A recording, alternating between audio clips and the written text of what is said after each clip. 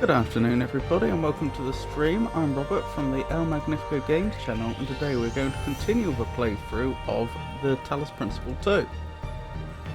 Now, as I say at the beginning of all these streams, there's a lot of lore in this game. There is a lot of lore in the previous game. I cannot possibly cover it all in any sensible amount of time. So instead I will just give you the cliff notes. The most important things to cover are the fact that a long time ago, well, this is set in the somewhat distant future. Oh, hang on, I need to deal with something quickly. Oh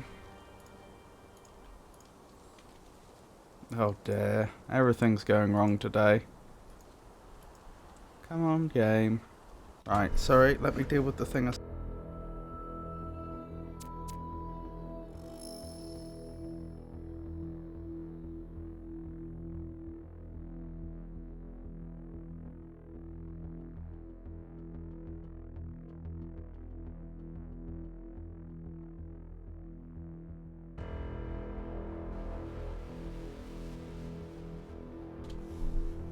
Sorry about that. Very hectic day, and as you can probably tell, I'm not as prepared as I should be.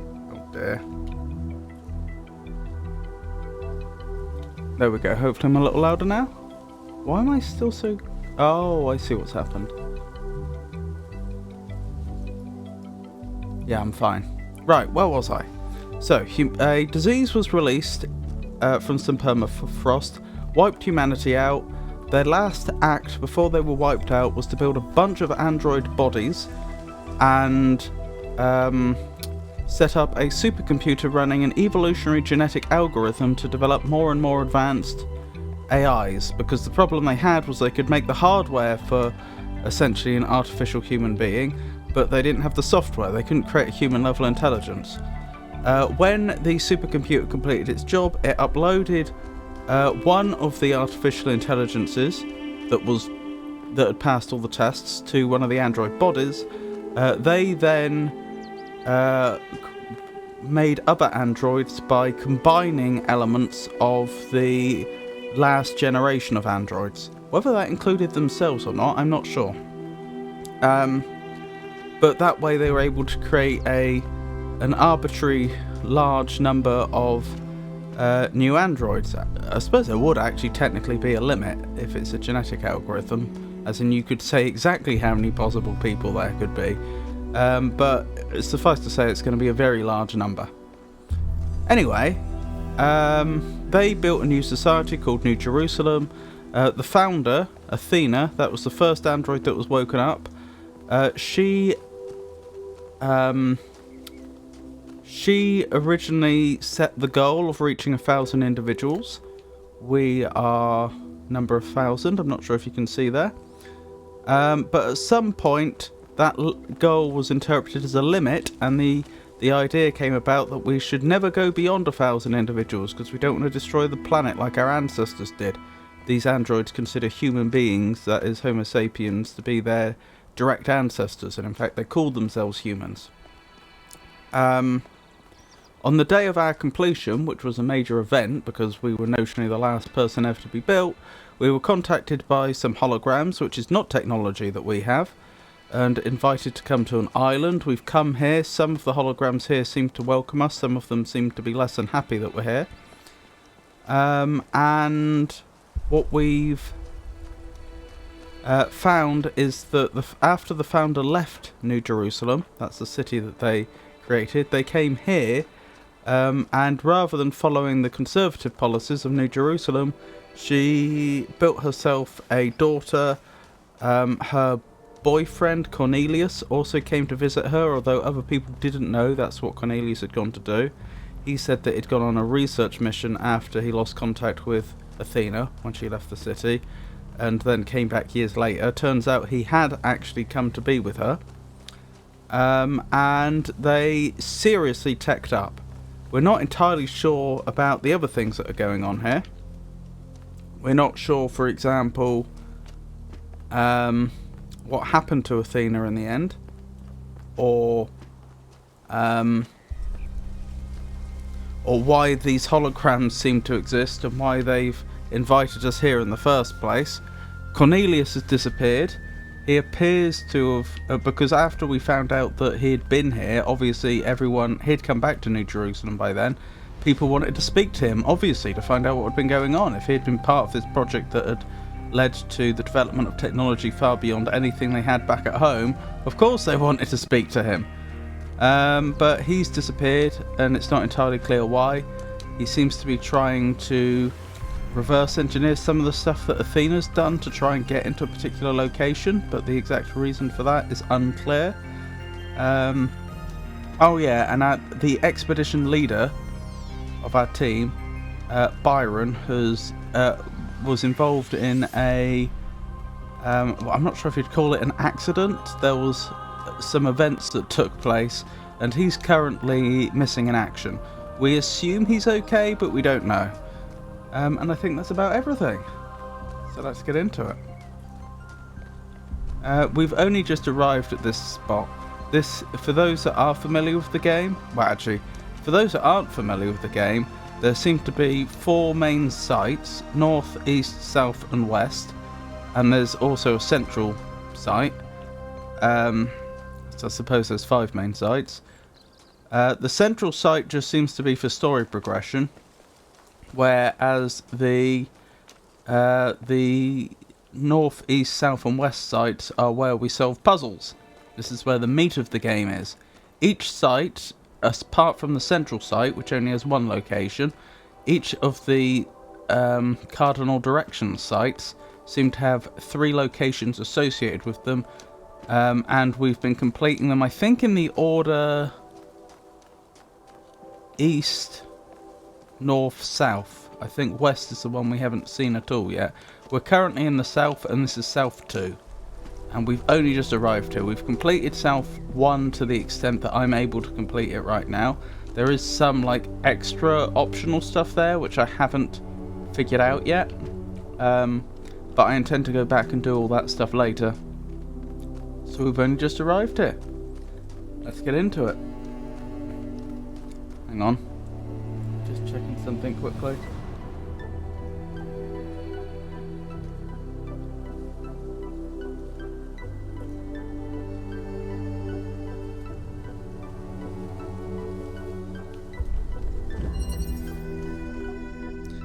Mountaineer, right.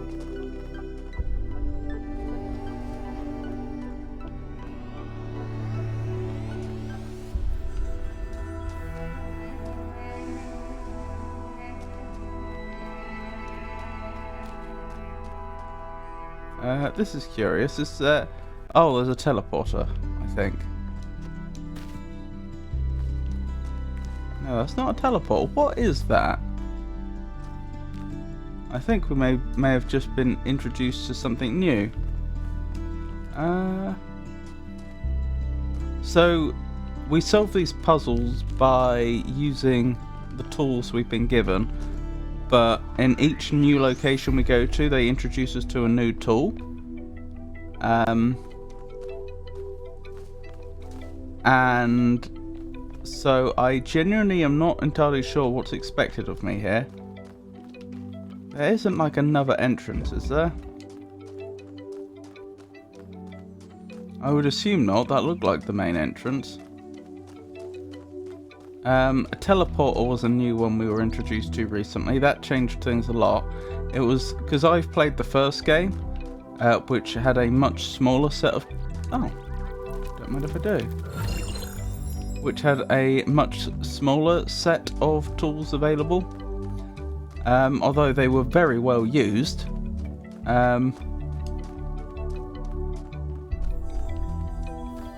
They came up with some very ingenious puzzles using just a few tools.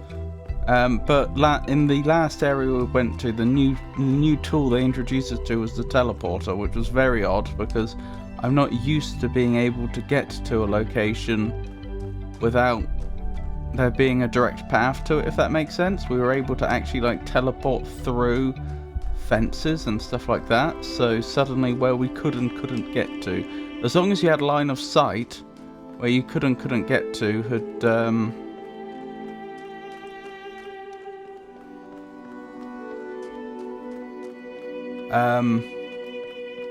it suddenly changed significantly, and I wasn't used to that. But I'm even more confused now. Oh, hang on, can I walk on this? Oh, it's an anti-gravity wall. Okay, sorry. See, that was the problem. I didn't understand. I didn't understand. I could see that there must have been some way forwards that I wasn't currently aware of, but I didn't know what it was. It turns out this is a special wall that we can walk across. So I guess that's a new tool for this area, I think. And that looks to be some sort of tractor beam or something. Yes, indeed. So I can walk over here now. Presumably I can jump down if I want to. I don't know if that'll hurt our head at all. Oh, this is very strange. Right, presumably I want to be over here. Disengage from gravity surface. Okay, what's this? Grav shifter. This is entirely new. We've never encountered one of these before. So this is the new tool for this area, it would appear. This is more of the traditional stuff we're used to. That's a producer of blue beams. Which needs to be connected up to a receiver of blue beams like this. Looks like if I get a blue beam there, this force field will go down. But this is a good example of the sort of thing you would have very rarely, if ever, seen in the original game, because this force field will block. But this force field will block beams. So it looks like a catch-22, doesn't it? How do I get this blue beam there so that this can lower the force field? Because until the force field is lowered, the blue beam can't get through. But I assume that's what the grav shifter is for. I assume I'm actually able to like put a connector over there or something, like on the upside down surface.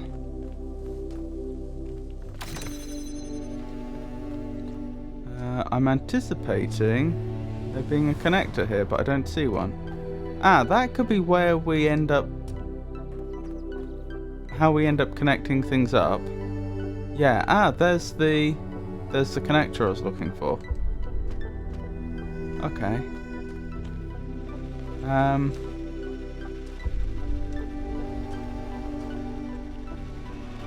Okay, quick test. What are the conditions for me to be able to use the grav shifter? Okay, so it needs to be up against a anti-gravity surface. I can't just put one of those fields anywhere I like. Oh, but it can be at an angle like that. That's interesting. So presumably I can use it to push something off or suck it in. Ah, that makes sense. This is making sense now. Ah, and because the tractor beam sucks things towards a anti-gravity surface, it means they're always going to land on something. You can't use it to fire something, a long distance away. Right. You can't use it as a sort of gravity catapult.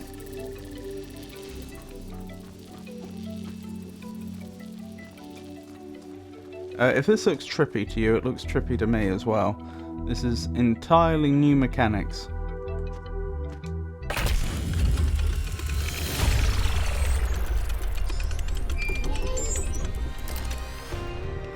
If the language of creation is a kind of melody, maybe that's why we respond to music the way we do. Because we recognize something that can't be expressed in any other way. Very poetic. And when we play music, we participate in something ancient, in an act of creation.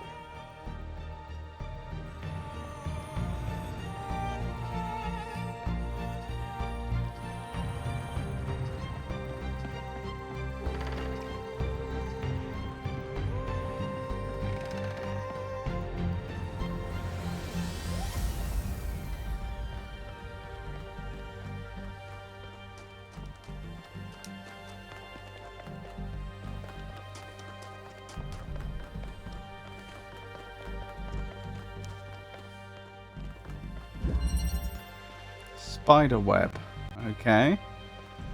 So, blue producer, blue receiver. Is that a fan? That is a fan. So presumably this pressure plate powers the fan. It does. I don't know what that is. I think it's nothing.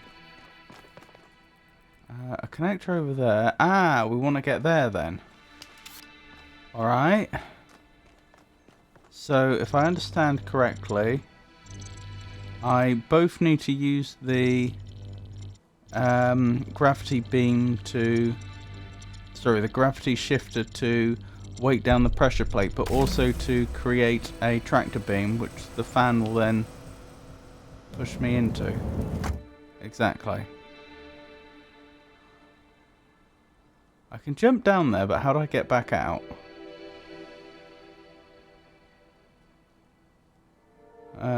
Ladder. Right, so I can't get stuck there. That's good to know.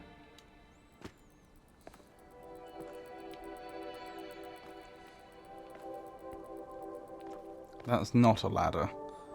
But that is. I don't know why. On several occasions I've seen a design like that in this game. And it makes me think that it's a ladder for a second. I have to think for a moment and realise those aren't rungs. So there's a connector here. Ah, I get it. So I then use the gravity shifter to pull the connector up. Like so. And then presumably I can collect it. It even tells me what's going to happen. That's handy.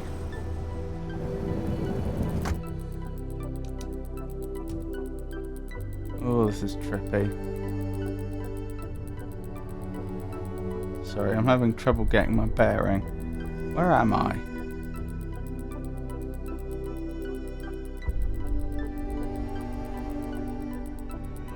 Ah. Take connector. Right, now I need to get this connector out of here. Which I think means going this way? I think so. That's the ground.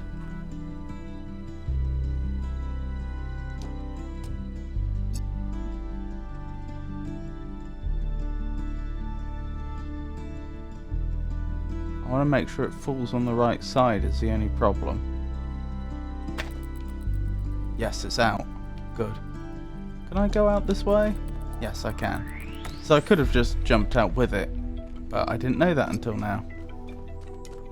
I haven't checked. I presume this is the end. Yes, it is. But I still have the problem of connecting those two up. In fact, that's a good point. There's a slim chance I was supposed to leave it in there. But I think I was. Looking at it now.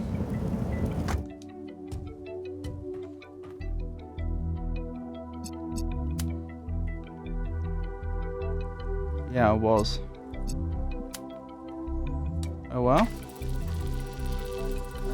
Is that all connected up? That is all connected up.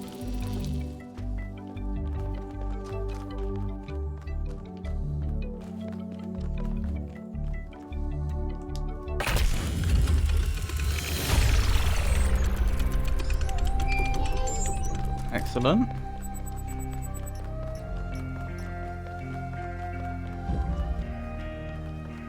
Oh, hello there. You could. Listening to Miranda talk about beauty made me think. Okay, this might be super weird and kind of pretentious, but I honestly mean it. What is beauty? Like, where does it exist? Is it just in our minds? Or is there some objective component? Something quantifiable? I always thought it was just perception, but if I understand her correctly, Miranda sees beauty as a property of the universe itself. Okay, but can you define that property? In what way is it useful? In what way does the universe require it? Beauty is an objective property that we can perceive. Beauty exists solely in our minds. Beauty exists in the interaction between the self and the world. I have no idea. To be honest, it's hard to imagine an objective definition of beauty which is meaningful. I think it probably does exist in our minds.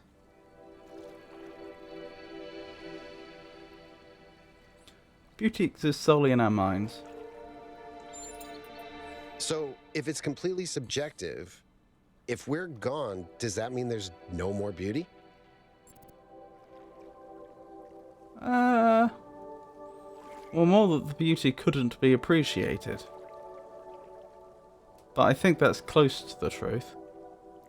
Yes, it does. If that's true, then doesn't that mean that we have a responsibility to survive as a species? No. Even to grow so that more beauty can exist? No, because you assume that beauty existing is a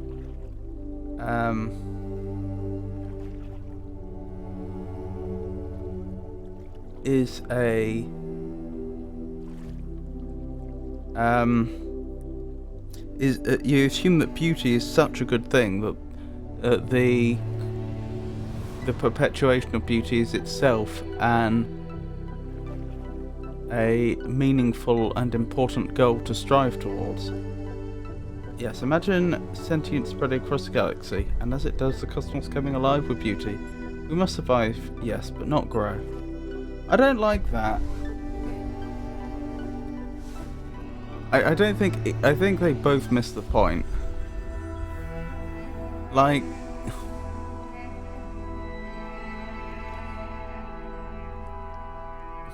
as a sentient being with a perception of beauty, it does seem kind of sad to imagine a universe without any beauty. But at the same time, it's not like the universe itself is going to be any worse off. And again, it's strictly speaking, it's not like the beauty is gone, it just can't be appreciated.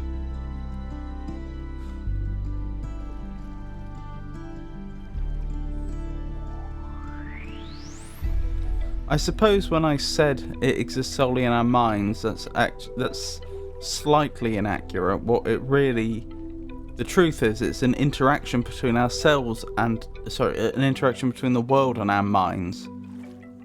And that interaction cannot take place without sentient, beauty appreciating life existing. But yeah, I mean, I don't think a civilized, although beauty is all well and good, and there's nothing wrong with pursuing it, promoting it, etc. I think for a civilization to make that its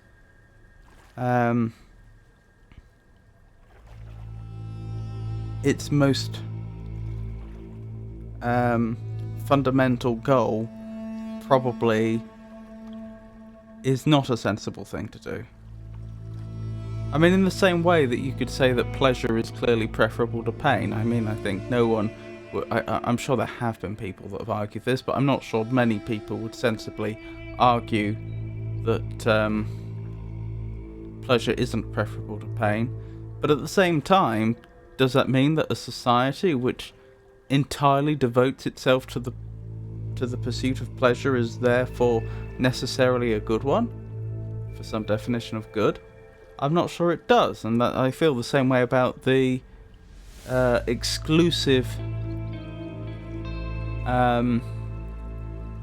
pursuit of beauty. I think that too would be foolish, and I don't think that should be the reason one would want to spread out throughout the universe.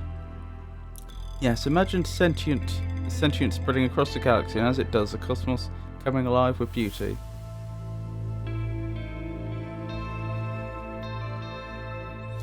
Both of them miss the point, but that's the closest, I think. That's a really powerful image. Beauty flowering in the universe as intelligence spreads. Thank you. I hope you're right. I want to ask you about something else. Miranda said the fundamental language of reality is a kind of music. Thoughts? I think that's one of the most beautiful things I've ever heard. I hope it's true. What kind of music do you like, by the way? Okay, this may sound like a robot joke, but I love heavy metal, especially the more melodic kind. It's big, it's epic, it's full of emotion. You can really get lost in it. Actually, I named Bruce after Bruce Dickinson, the lead singer of Iron Maiden. They used to call him the air raid siren, which is also what my Bruce sounds like. That's all, thanks, you cute. That was a pleasant little interaction. I don't think heavy metal is known for being melodic, but I have no doubt there are more melodic heavy metal songs. That's weird. What is the function of these sticky outy bits?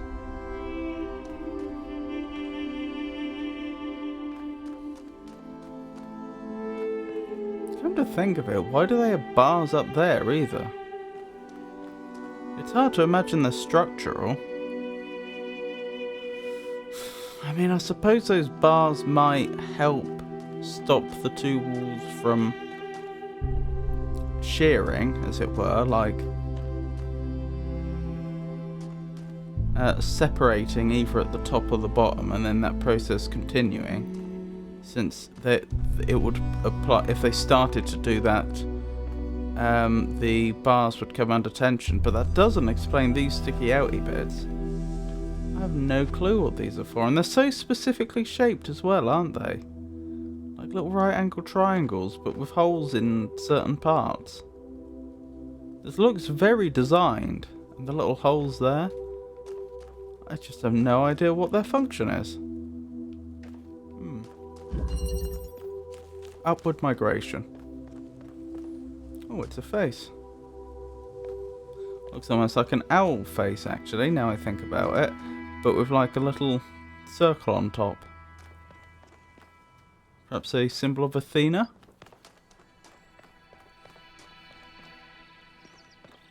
I don't suppose all of the puzzles had some sort of signature to denote who made it that I've just missed. Okay, so again, this is another one where I need to get a beam to the end point, which is a good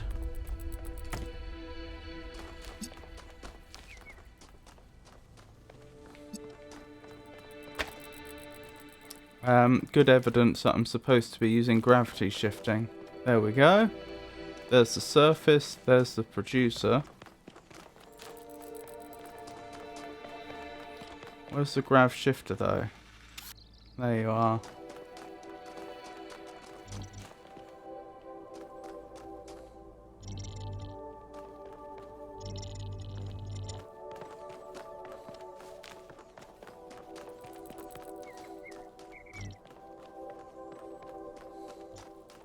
How do I get up to it? Ah, probably there.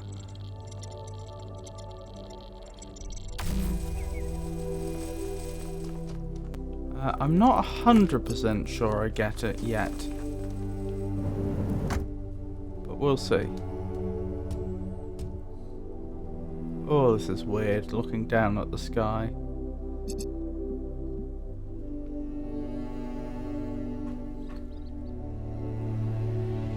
don't have an angle on there, do I?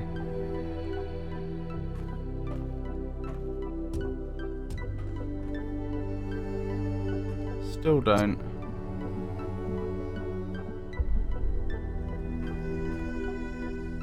Here to look for a few. Enjoy the puzzling.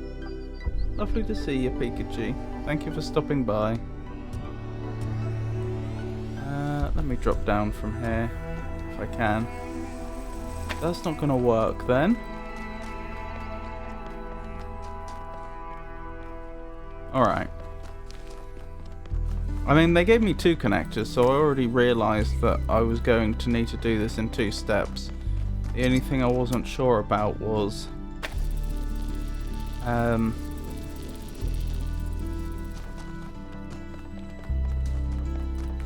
whether I was going to have... I knew there was going to be 2 connectors between the source and the destination. What the bit I wasn't sure about was whether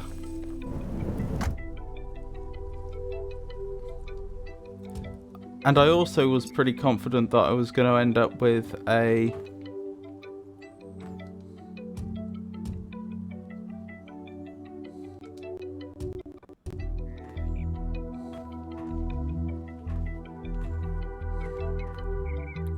connector on this anti-gravity surface.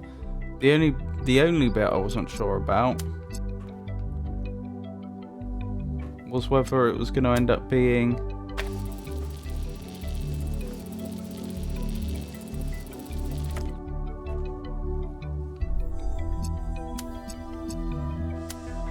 whether the other connector was going to be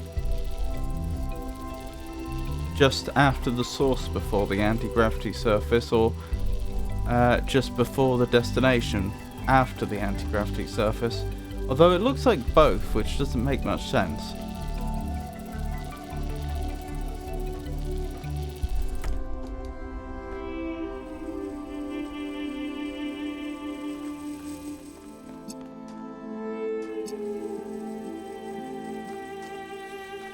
What was this area called?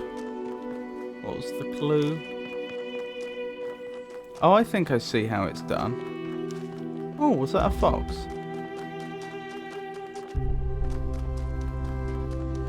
If it was, I've lost sight of it. Frogs?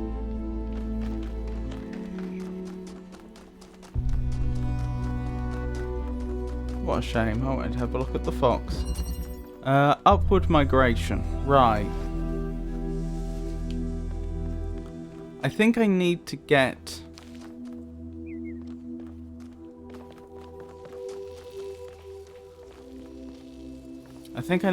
this there. And then I could see it from here, I think? Yes, I could. Oh no, but then I wouldn't be able to get the... I still wouldn't have an angle on that receiver, because the force field itself would block the beam. It's almost like I need to get it there.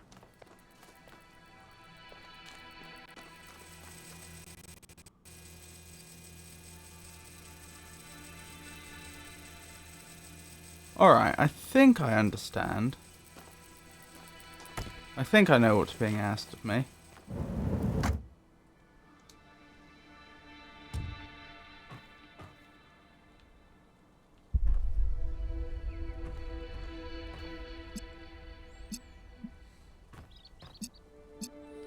I think I need to connect that there, and place that there, and then jump down. And now I think I need to use this to move it around.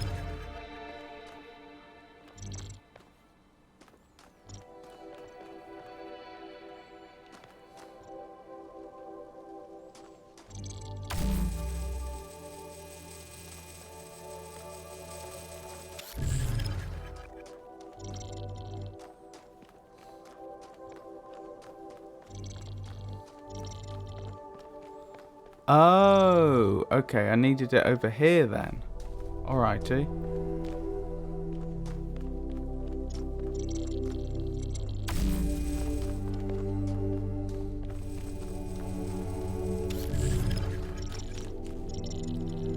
Actually, an important test here. Can I drop this partway through moving it? No, it looks like it's instantaneous. It continues. The beam continues until the object has finished moving. Okay, that's an important point to be aware of. That's going to that rules out a bunch of possible solutions to puzzles, but also would prevent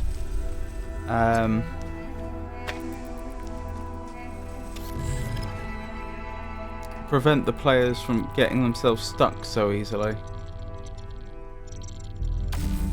Alright.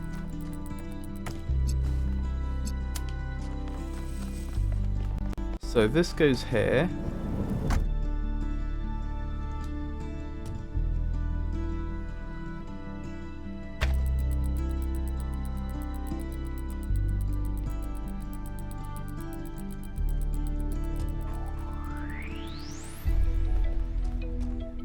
Good enough. Where's the... There it is. Next I need to move it over here. Wonderful. That's set up, and I just need to do the same thing over here, but going the other way. So let me set up the initial step. So we can get up there.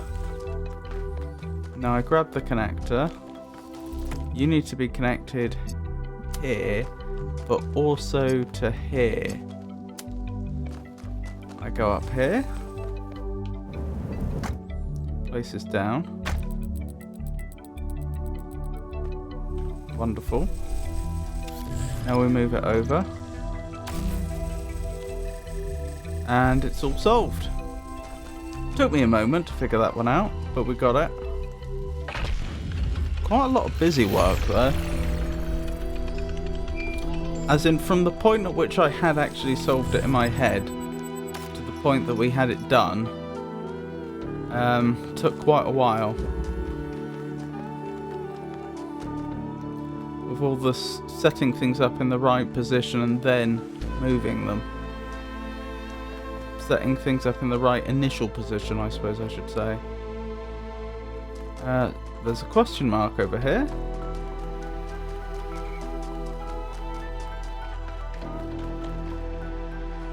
Law? Or laboratory? Brick wall. Wasn't expecting that.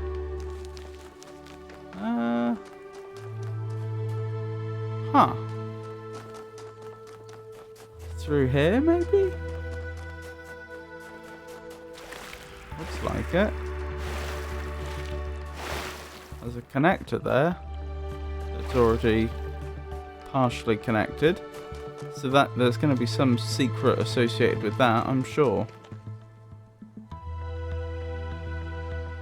Ah, is this a double triangle puzzle? Probably. Yes, it is. Question block. Question block? That's a very interesting name. Well, judging by the way this is set up, I assume I'm supposed to do this initially. And go over there. Oh, but I can get over here anyway.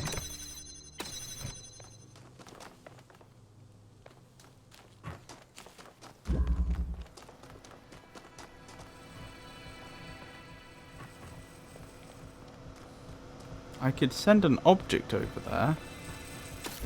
Ah, here's an interesting question. Can a gravity beam move itself? No. Actually, we haven't disproven that there. We've just proven that we would need a box at least to try it.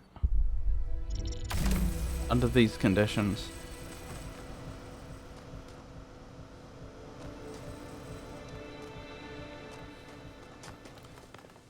Where am I actually trying to go? In here.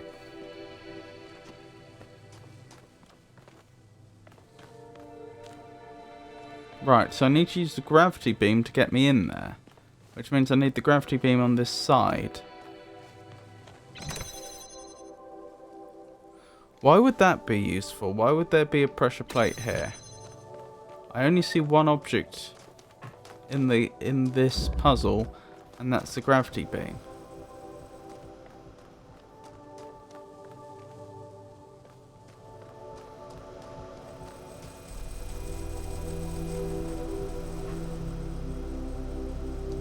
Oh, it doesn't quite raise us high enough to use this. That's very interesting. I did not realise this. Out of curiosity, are these... Yeah, this is another surface that I can use a gravity beam with. Why? Oh, there's a box there. I get it now. I think this may be... may work the exact way I was suggesting earlier. I don't know.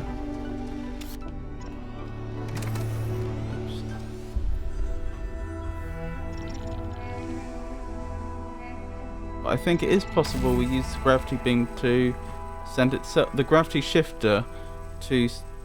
I think we get the gravity shifter to send itself over there.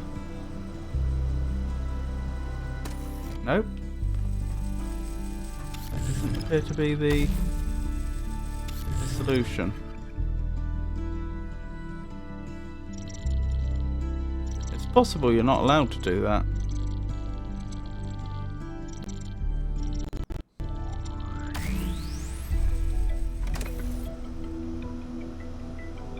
Doesn't look like it's having it, does it? Alright, what else could we try? I could try sending the box over there.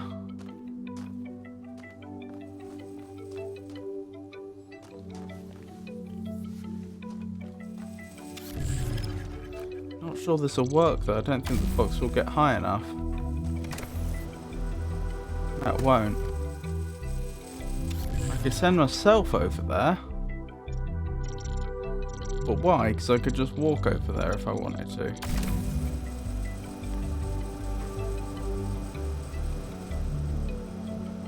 Ah, did I knock the box in? I did. And it should be possible, assuming a gravity shifter can work through a purple force field, which I think it can. I wouldn't expect it to work for a blue force field. There we go. I got the box over there. Oops, that was very silly. I opened up a path for the gravity shifter and then didn't use it.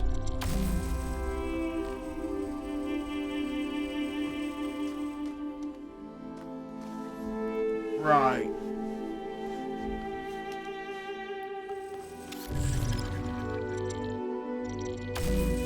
So the only mystery remaining... Ah! Solved. I was gonna say is how do I get myself into the gravity beam, but we figured that out.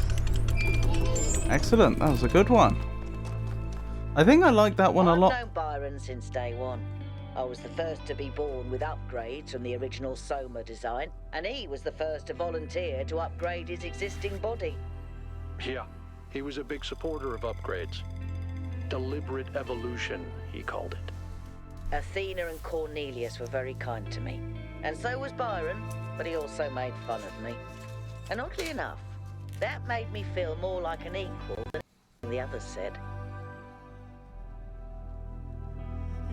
Melville first to be born with upgrades from original Soma design, and Byron first to volunteer for upgrades.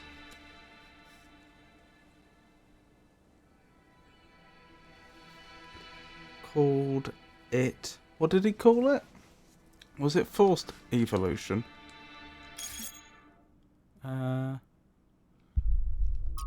Let me check the log. Deliberate evolution.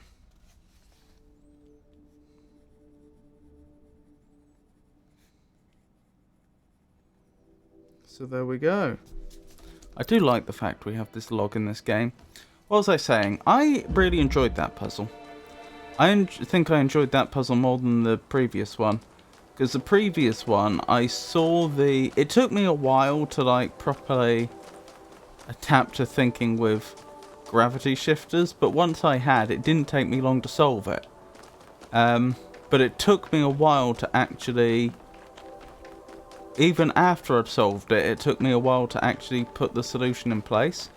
Whereas with that puzzle, it didn't feel like that. It felt like it was quite quick to solve it once I knew what to do. Gotta run. Catch you next time. No worries, Pikachu. I hope the little bits you got to see of this stream was enjoyable, and I hope you have a wonderful rest of your day. Interesting.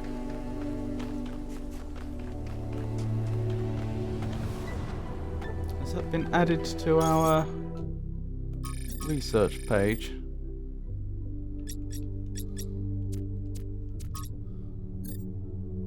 No, why not? I don't know. Strange. Still, have a great rest of your day, Pikachu.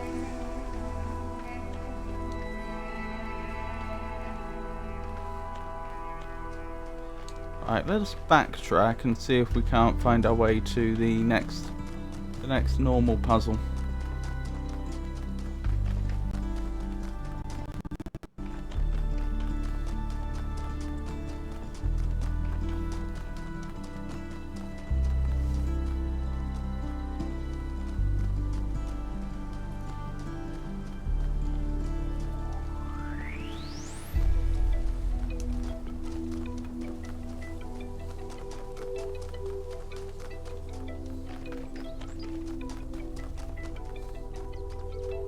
Oh, hello there. It is a fox.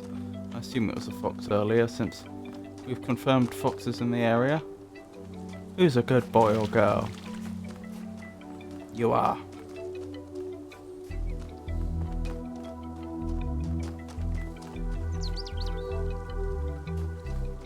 Farewell, little fox. Alright, where was I going from here? This way. To 4.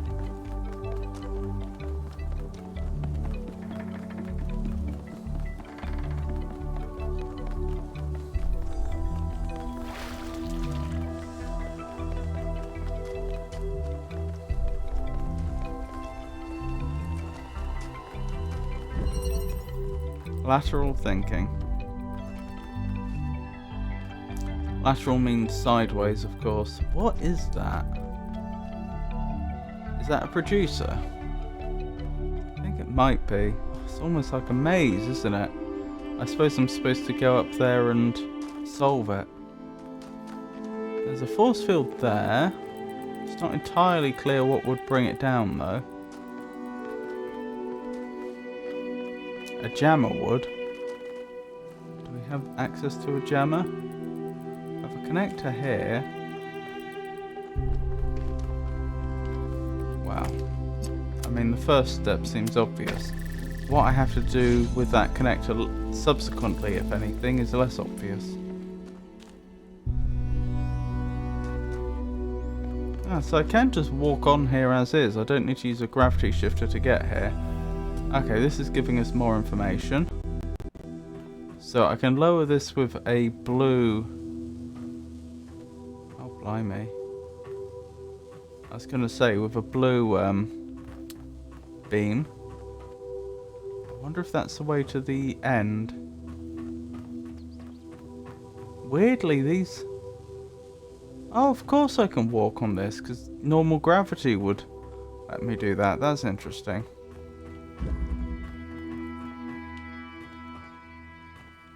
Weirdly, some of these puzzles now are starting to remind me more of the original game than any of the other puzzles have. Even though the mechanics are different, just something about the aesthetic feels more like the original.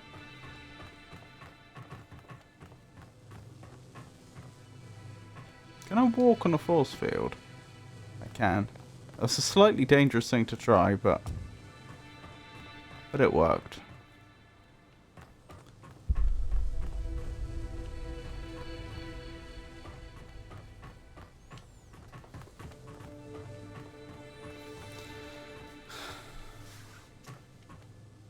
I'm still not fully seeing this.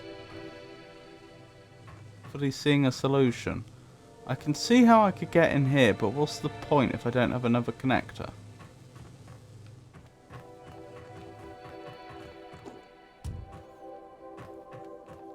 What?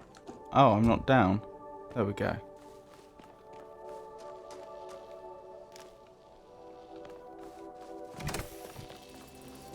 Wait, what was that? Unclear. Getting the box over there would let me get the...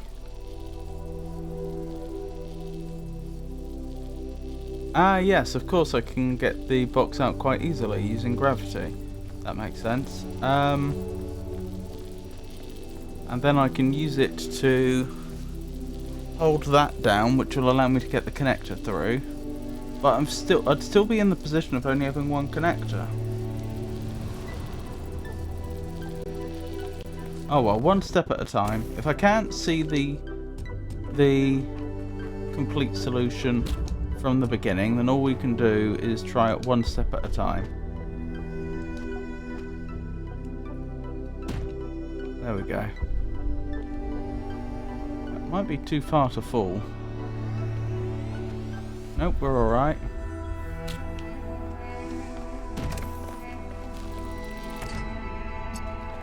Excellent, we've got this through.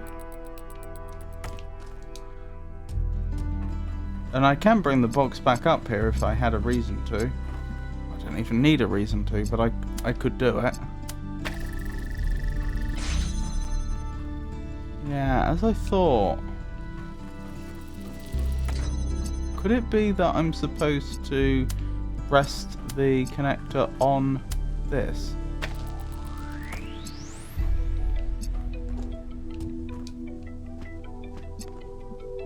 It's possible, isn't it? I'm wondering if it lowers the force field and then falls through.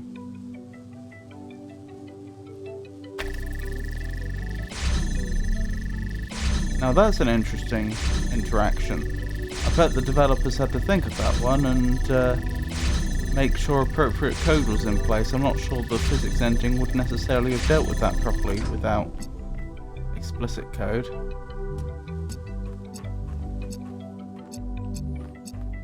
It might have done, but I wouldn't rely on it. Certainly not without unit testing to make sure it works. So the real question is, how do I get this in here, I suppose? Although, how useful is that, thinking about it? Again, it's the single... Oh, am I being foolish? I am being foolish. I don't need to do any of that. I think that's just a red herring.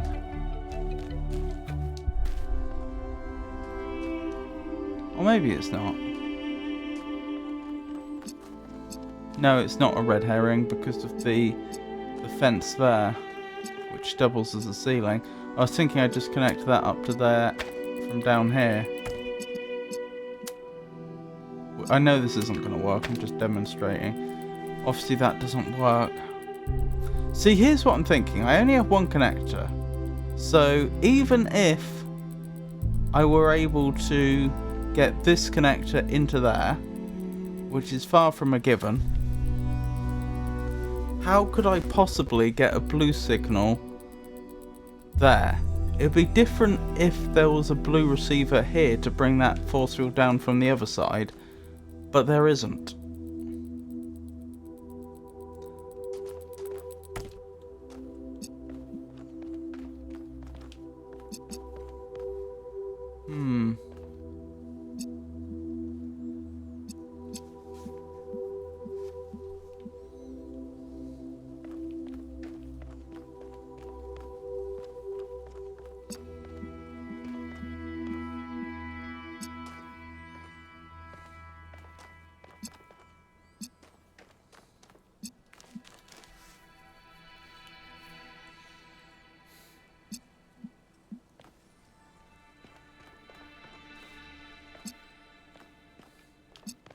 Alright. I'm not convinced this is going to help. But just for now, let's set this up and I can have a walk around in here and see if there's something I've missed. There unfortunately isn't.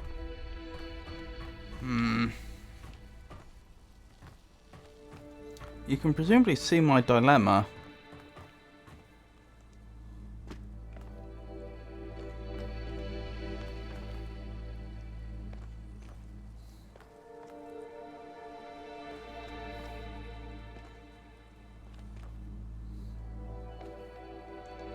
Ah. Is there an angle here just about? There probably is. That must be it. I thought it was probably some sort of circumvention, because I just couldn't see a way to do it the naive way. Yeah, that's it. We've got it. And this is indeed the end. Excellent. That was a nice little puzzle. I'm glad to see all those overloads haven't damaged your logic circuits.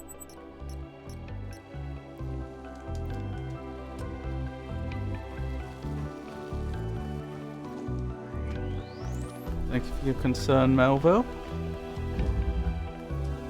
Yeah, again, this one didn't suffer from the problem of you can see the solution, but it takes a long time to set it up, which is nice.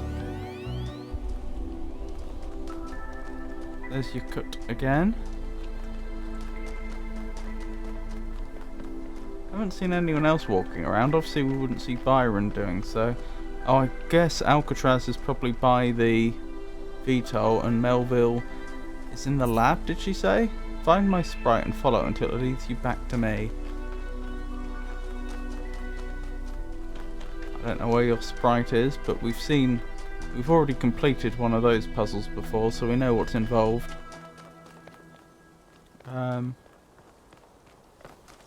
There's another question mark over here before we head to the next puzzle.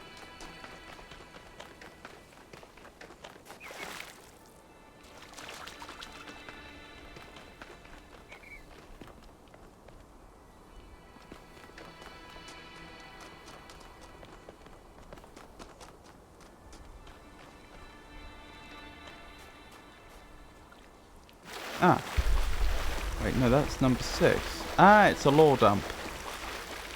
I'm not entirely certain I didn't start chasing one question mark and end up at another. But either way.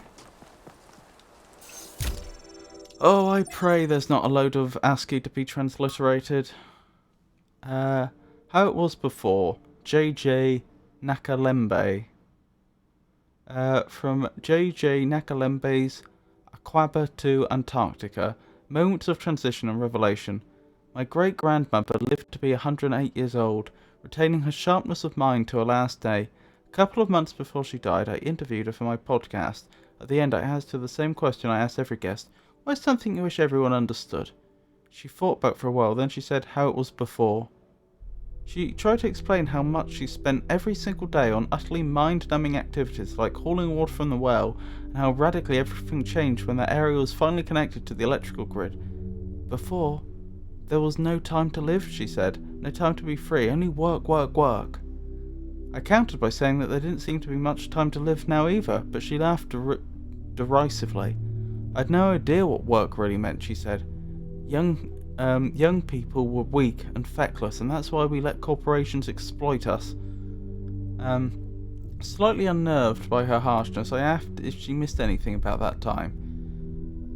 Old photos. Village seemed idyllic to me, but my grandmother quashed any romantic notions I might have. The past is bad, she said with some finality. Let it be.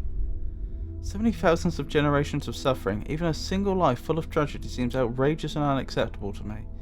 That's why I have to make it have meaning. Incidentally, obviously I cannot speak for every population that has ever lived at any point, and such a notion itself would be ridiculous. But my understanding is very often in more primitive environments people did tend to be happier. Again, not exclusively. but there was often work wasn't seen as so onerous because I suppose it probably has something to do with the fact that people just saw it as, people would have seen the value of their work much more directly, I would imagine, as a part of it. That they would have, if they were gathering water from a well, that would have felt a lot more meaningful and important, and they would have seen how it directly helps the people in their lives, as opposed to, say, data entry on a computer. I suspect that's part of it, but also,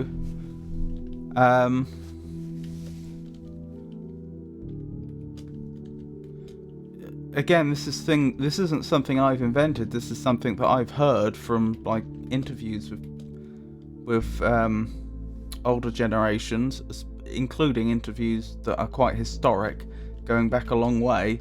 People seemed to find the line between work and play a lot less clear.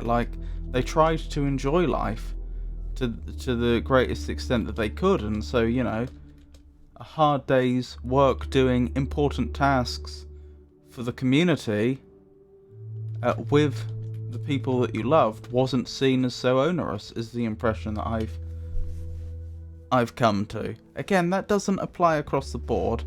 Obviously there is suffering, there is hardship, but that seems to have been the general the zeitgeist that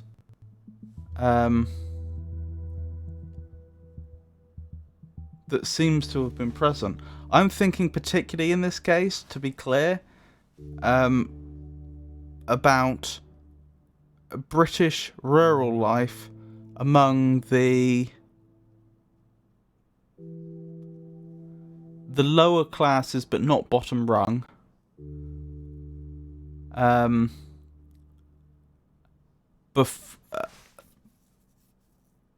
Certainly before the First World War, probably up to at least before the Second World War, thinking about it. I think it was after the Second World War that life changed a lot in rural communities. Going back how far, I don't know. Beauty is truth, truth beauty. That's from a famous poem, isn't it? It's something like beauty is truth, truth beauty, and that is all you need to know, or something along those lines. I think... Oh, what's his name? A very famous poet wrote that, I think. Oh, what was his name?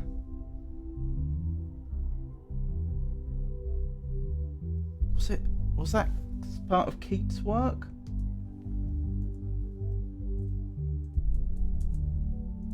I think it was one of his famous ones,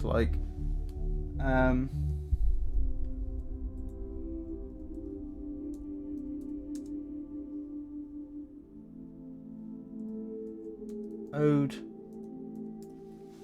on a Grecian Urn or something like that. I may be making some mistakes here.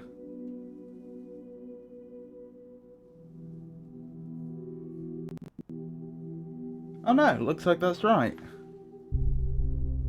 From John Keats' poem Ode on a Grecian Urn.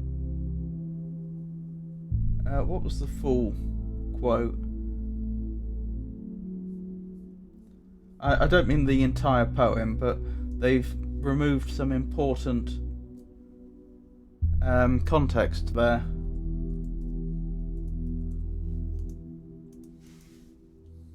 Beauty is truth, truth beauty. That is all you know on earth, and all you need to know. That was it.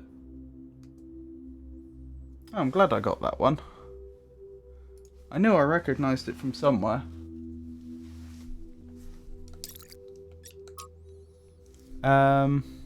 Return to Monkey.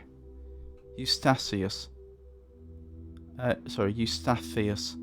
That was one of the... In this video games universe, Eustathius was one of the original companions, one of the first androids. From the book of annotated internet comments by Eustathius. I just think people are dumb, relentlessly foolish.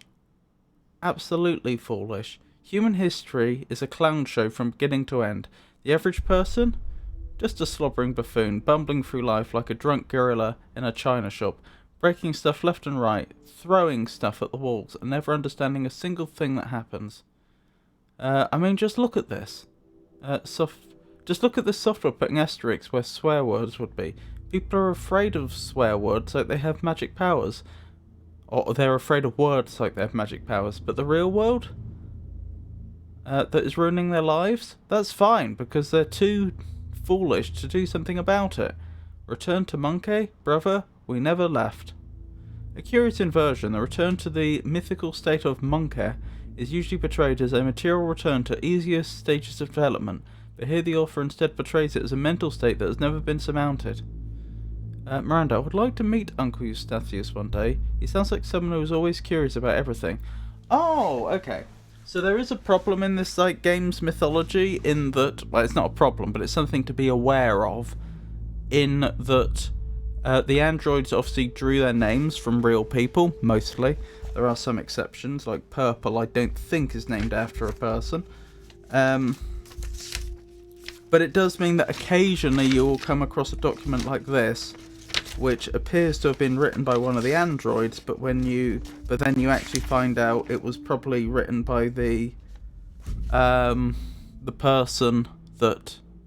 Oh no, wait, this was written by one of the androids. I take it back, because that's written by Miranda, who was Athena's daughter and born out of New Jerusalem, and New Jerusalem didn't know that Miranda existed. Right, and she's calling him Uncle Eustathius, denoting his closeness to Athena. That makes sense. Sorry, for some reason in my head for a moment I thought Athena had written that, and I was thinking, well, of course she's met him, so this must refer to some human being prior to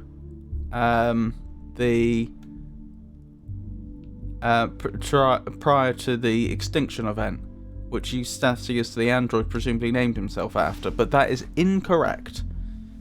I believe this was notionally, in this game's lore, written by the android Eustathius. From Hypatia's Journal, Volume 1, The Founding of New Jerusalem, Day 421. The first new human arrived today, calls himself Arcady, after Chernovsky. Spirits are still dampened by the loss of Yemo, but everyone is making an effort. So is that the first one after the companions? So that would be the android number 14, I think. I feel a little sorry for him. He's still so curious, jumping at shadows and staring up at the sky at night, just like I used to do. And here we are, a bunch of grouchy old humans that have seen it all and are weary and tired and sad. I wonder what he makes of it all. But, be that as it may, we're making good progress on the new living area, although Arcadia will have to use Yemo's old quarters for the next few weeks. Well, I mean, if he's using them at all and they're fit for purpose, I don't see why he wouldn't continue to use them indefinitely. Oh, because the new quarters are presumably better. I see. Just dealing with something here quickly.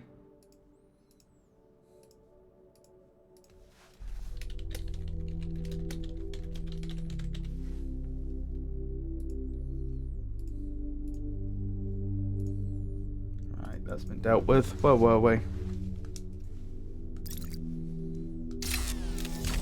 Nice little lore dump there, and I appreciate the fact that I didn't have to do too much transliterating.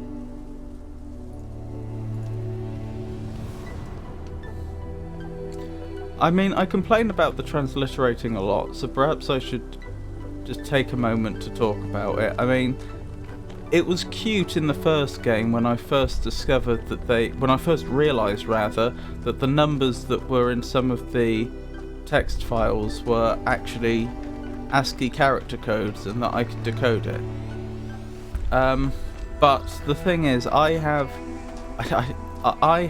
the sort of mind where if I know there's information there, I'm going to seek it. Like, it feels wrong to leave it alone. I don't know if that's related to my neurodivergence or if that is just a normal thing that some people have. I'm not sure, but like, I'm not going to leave it alone. It feels like I've left something unfinished if I don't seek out that information. And the problem is that they do the whole ASCII character code thing far too much. Like, it seems like, I know, it seems like pretty much every single time we reach one of those terminals, I have to do at least some transliterating, but that wouldn't be so bad if the sort of transliterating I just did there was typical. You know, if I just had to transliterate a few words. And then I even got the extra endorphin rush from the fact that I actually recognised the quote from Relatively Little, which was nice. But sometimes, literally, it's like entire paragraphs that they've put into ASCII character codes, and it takes ages for me to actually type it all up. And there's no way to copy and paste from this game so far as I'm aware. I have briefly considered, like, possibly looking at optical character recognition and then doing it that way, but even that would be a nuisance, because it would have normal text interspersed with it. It would probably be quicker if I got all that set up, but it may not work well, and even if it did work well, it's not like it would be zero effort. It's just, it was a nice cute little idea, which is now, in my opinion, detracts from the game, because they've over-relied on it, in my opinion. Recycling.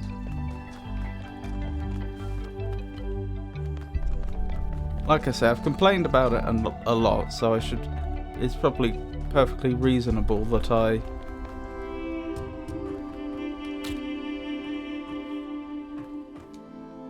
actually explain my reasons. Right, we have a gravity shifter here.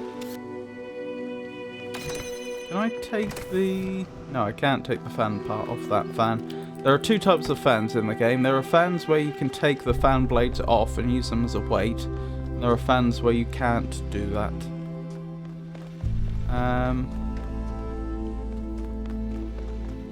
Do I know where the blue producer is?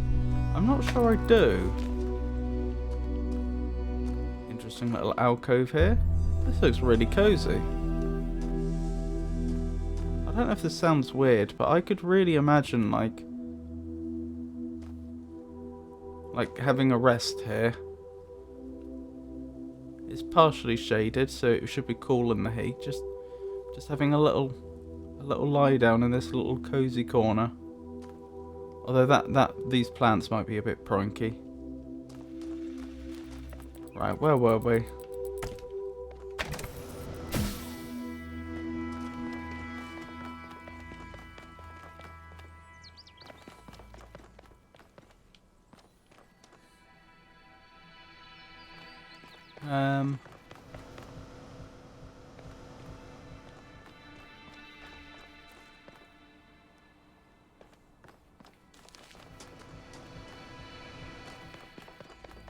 There's the producer. So I have seen the blue producer already. I was just being foolish and not realizing. Okay. What's the trouble then? The trouble's presumably that I need to get a weight into there as well. I was just thinking it'd be pretty easy with how this is set up now for me to get the connector over here and connect that up, and I could still weight that down and walk through. So where's the problem, as it were? The problem is that I need to both be in here myself physically and have something in there with me. That's the problem. Oh well.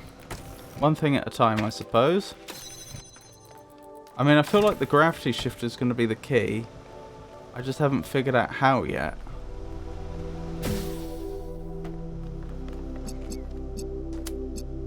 Oh, this may be... No, this isn't as simple as I thought. This isn't as simple as I thought at all.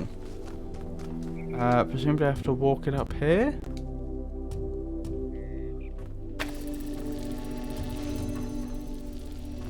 That seems to be working. I'm just doing this one step at a time. I know I haven't solved this whole puzzle yet. But if I can get in here, I may get additional information which is useful. Not really.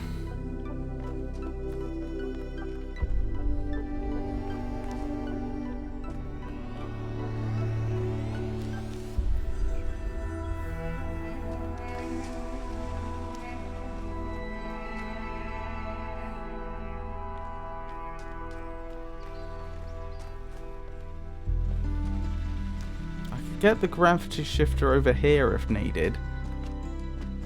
I'd have to exchange it with the box. I'm not sure that would help. The gravity shifter's throwing me a bit, because the only anti-gravity surface I'm aware of is that one. And I'm just not seeing...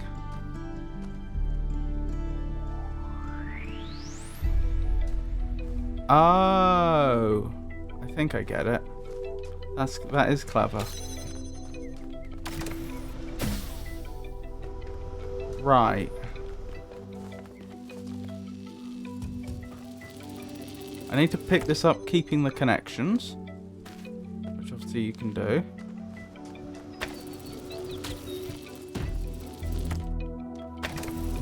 So the clever trick here is that I don't need the fan working once I'm already over. So provided I can... in fact, I don't need either fan working. So I can use that connector as a weight on that fan, but then I can use the gravity shifter to move the connector into position where it can drop the force field here, and then I can bring the gravity shifter through to act as a weight. That was another very nice little puzzle.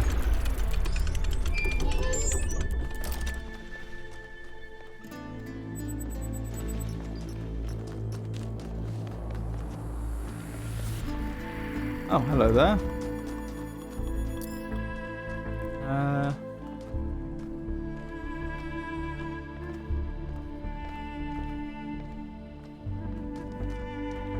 Looks like there's a question mark I missed earlier on, judging by the direction it's in.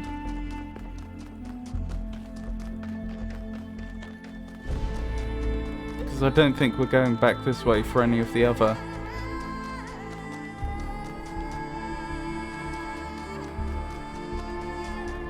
puzzles. Ah, it's a lore dump. Let's skirt round the outside.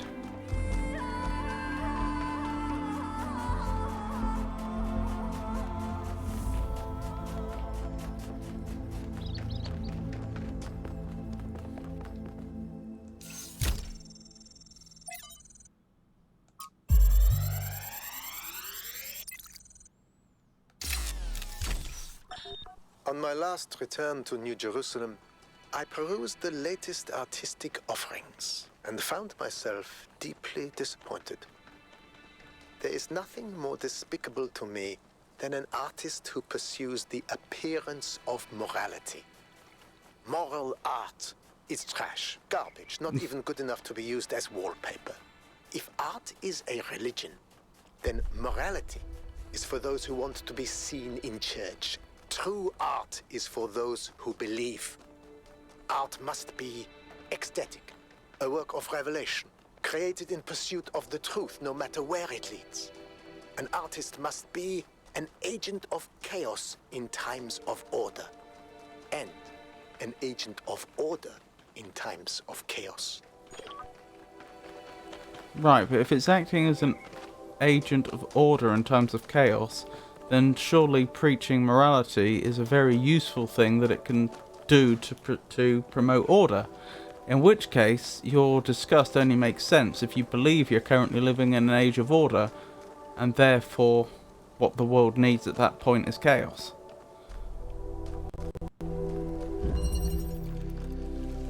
Incidentally, I think I understand what he's getting at.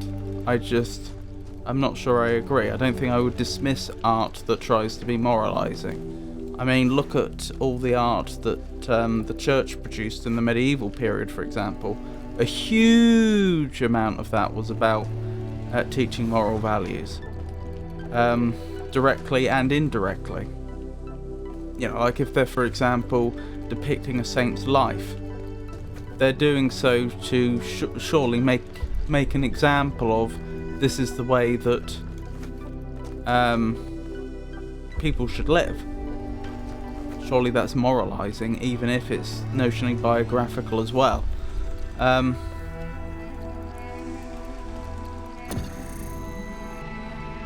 Yeah, I mean, I'm not sure I can agree.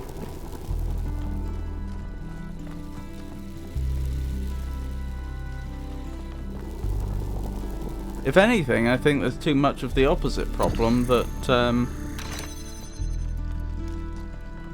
some artists... I mean, to be honest, these feels like kind of moot problems now. These feel like the sort of things that were being argued about in like the 60s and 70s. And aren't... or perhaps even before that, thinking about it. Yeah, before that, actually, there would have been a... Now I think... Now I cast my mind to it, actually, I think a lot of these arguments were being had in the Victorian era. And certainly the early 20th century. I think there is a problem which has existed, and to an extent may still exist, that some people think that art has to be outrageous, it has to offend, or it's not serving its purpose. It's like, really? Like, I wouldn't dismiss that for the exact same reason that I wouldn't dismiss... I wouldn't dismiss it as art for the exact same reason I wouldn't dismiss...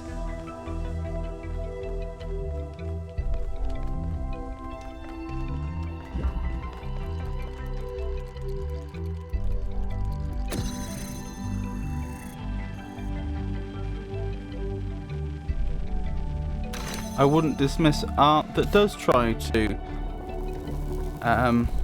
moralize.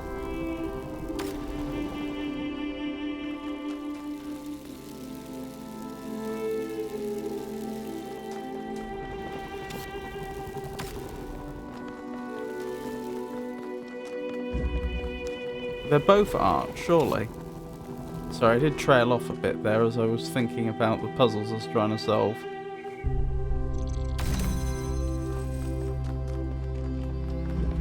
I'm pretty sure I can see how I get the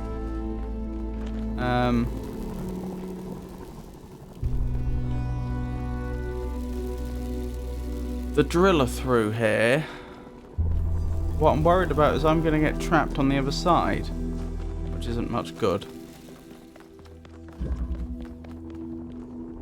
If I put the driller there and had it drilled through that that piece of copper, it would get pulled through.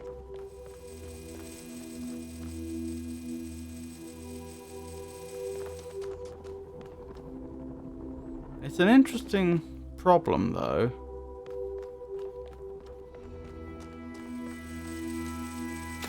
Oh, I think I get it. I need to leave this in a position where I can... but if I leave it in a position where I can still grab it to use it as a weight.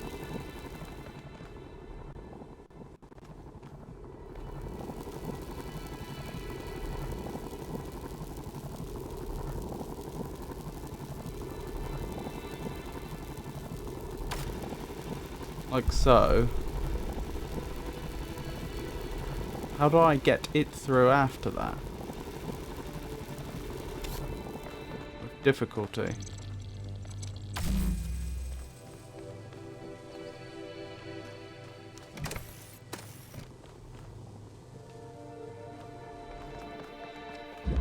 I thought I saw the solution earlier, but I'm not so sure I do now.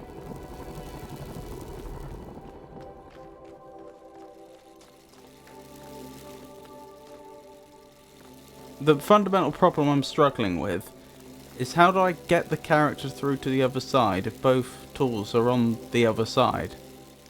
That's not obvious. It implies I should be able to set things up in such a way that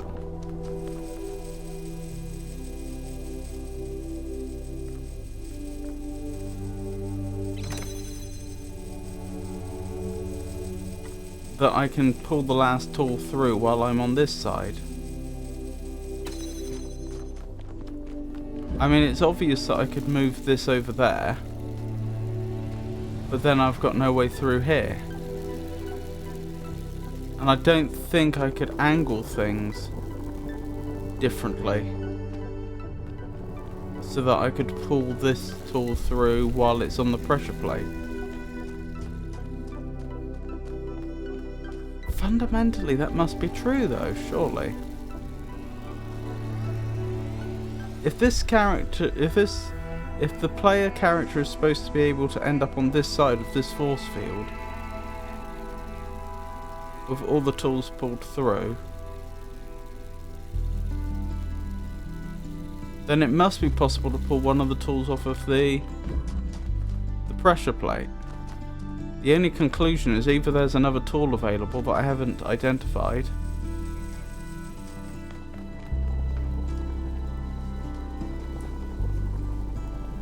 or, as I say, it is possible to pull a tool off of a pressure plate.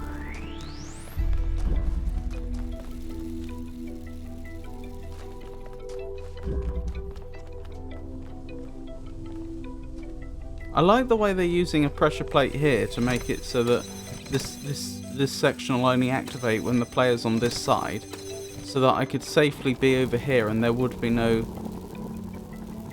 tractor beam activated. That's clever.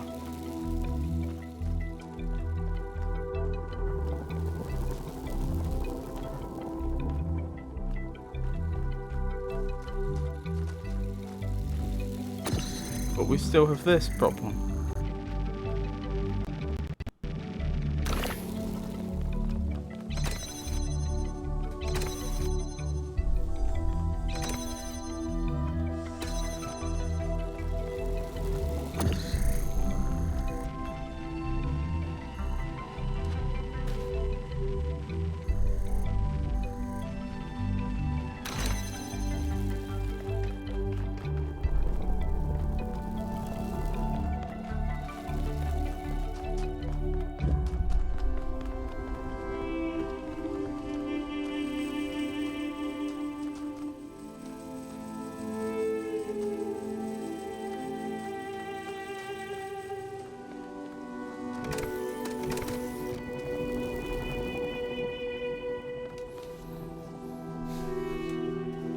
I think my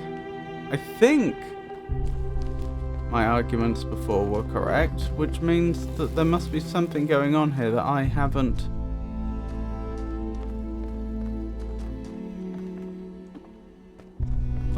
noticed yet.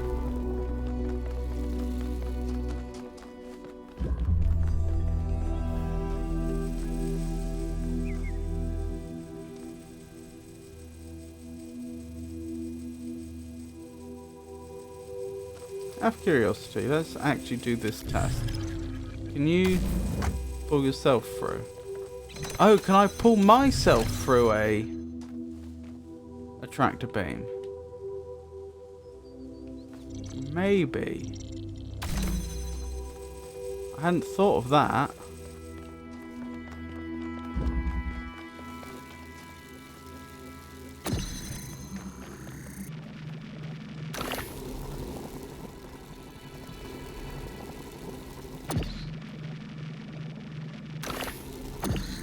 Not quite lined up.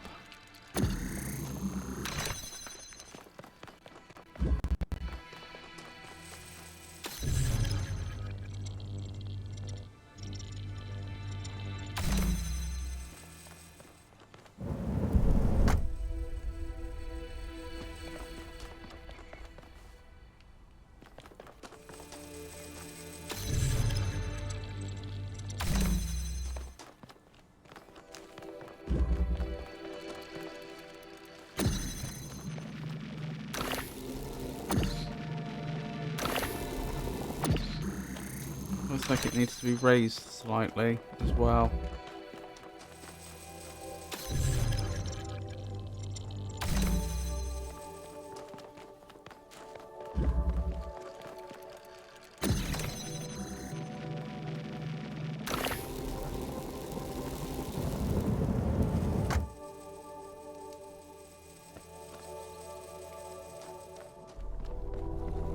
Well, that answers one question. So yes, even though it doesn't make much sense, but even though we can't crawl through a driller's hole under normal circumstances, we can get sucked through by the tractor beam generated by a gravity shifter. That's the detail I had missed before. Oh, and then I just pull this through if it's close enough. If it's not close enough, then I've made this unsolvable. Oh, I can't take it through its own hole. That's right. I think, sadly, that means that I've got us stuck. Oh, no, it came through this time. I don't know why it didn't previously. Well, this is solved then. Out of curiosity, if I had been properly stuck, did they give us a ladder or something to get back? No. Did we have one of those Prometheus terminals? No. Really?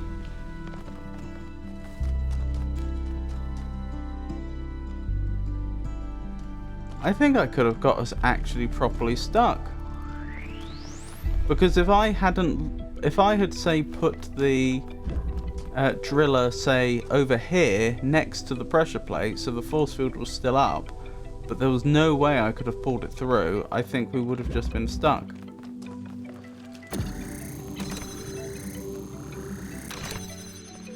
Oh well. Good thing that didn't happen, I guess. Yes, I don't agree with the principle that art should have to offend the sensibilities. Far from it, but that doesn't mean I would dismiss it as art just because it does.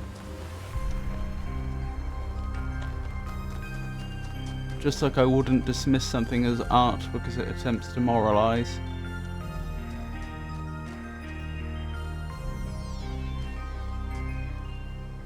I think both are possible. And I think both are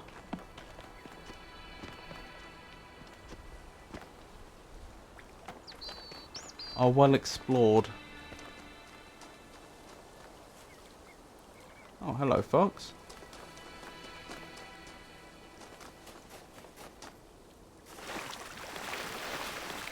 What's this? Oh, is that a sprite? Do we want to start the chase? May as well.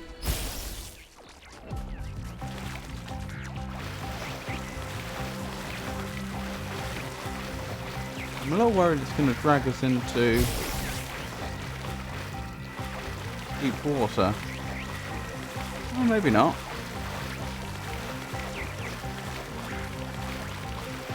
Both are well attested in the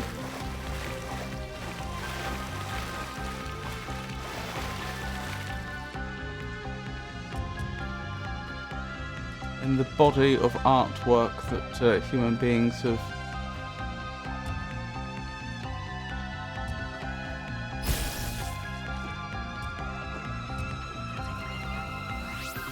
produced.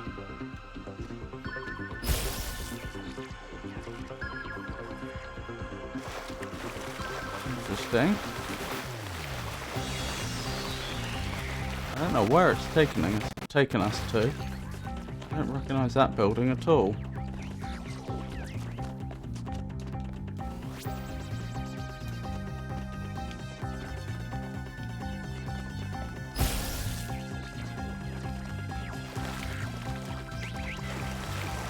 I know where we should be going because we found the relevant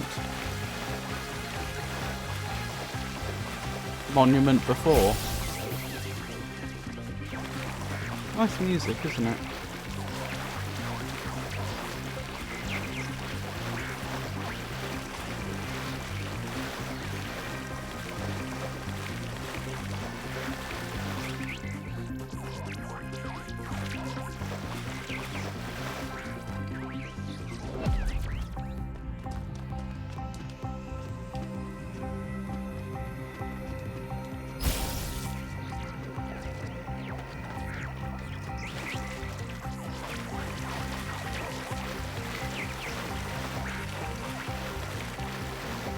Oh dear, why are you going so high up? Oh good, you're coming back down. You had me worried for a second.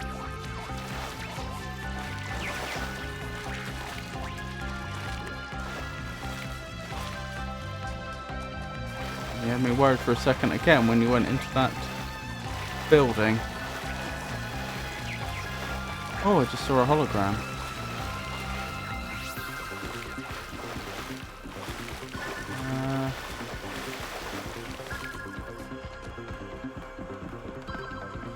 I have to try and remember to come back here.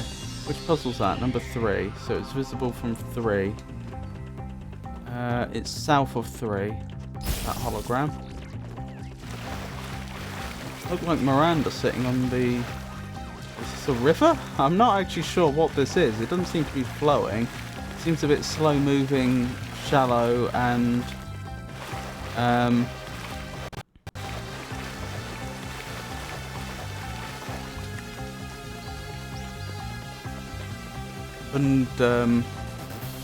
well, very wide for its shallowness to be a river. I suppose I mean the wrong shape and slow moving.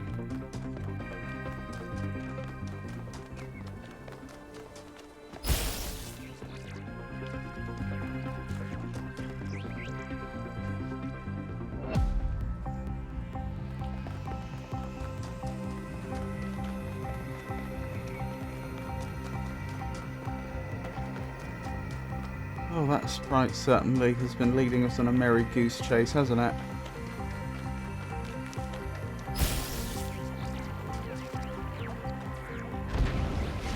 Job done. I've forgotten what that actually achieves. Oh, it gives us a star. We cannot return to the past, but the future can redeem all that has happened. That was 100% Elohim's voice.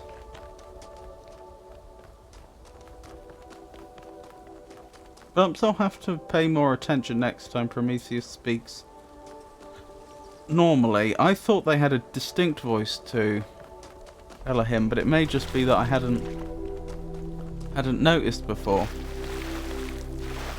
I mean, that was definitely Elohim's voice. If Prometheus does sound just like Elohim, it's amazing that no one else has noticed, since apparently the androids see Elohim when they sleep. Well, I say see. Hear him.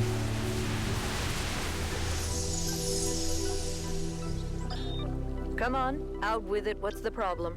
I That's know the you're theme, very I think. busy, but you need to pay more attention to what's happening. Everything's going down. People are losing track of the bigger picture. They're still traumatized by New Alexandria. It's more than that. When I organized the last expedition, I had real trouble finding volunteers.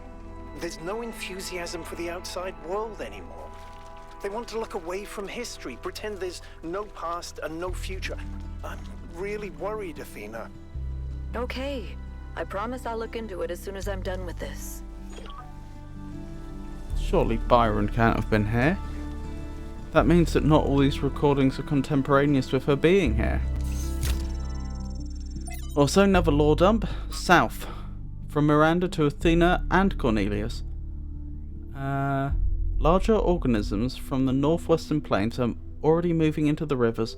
I've seen frogs and dragonflies. The last generation of plants has really taken root, no pun intended, and is slowly transforming the desert. And yesterday a bunch of seagulls showed up. With some more work, we could apply this anywhere, including Mars or Mercury or somewhere much farther away. We could transform a lifeless rock into a place teeming with life. We could make millions of dead worlds come alive. Miranda. Mars would be a challenge, but might be doable. Mercury, I'm not so sure, but I'm not sure we could terraform Mercury. Oh.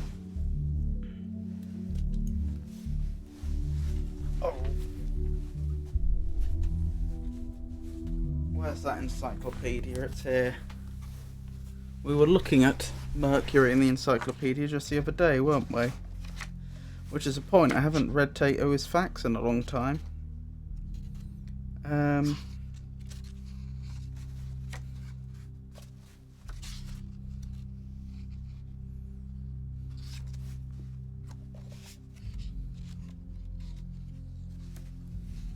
He redeemed a lot of them, in case you're wondering. He redeemed 32 facts, if I recall correctly, which is 32 double. I would read out as part of a redeem on Twitch, a 2-page spread for each one, and he redeemed loads of them, and I've been slowly trying to get through them. Here we go. Mercury. 167 degrees Celsius on average.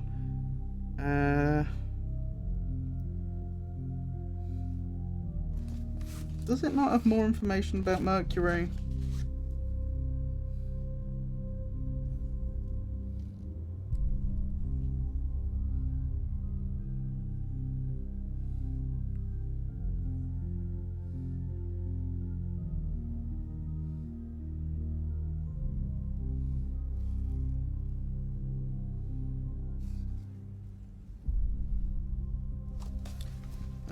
Let me see, is there an index at the back that I can use?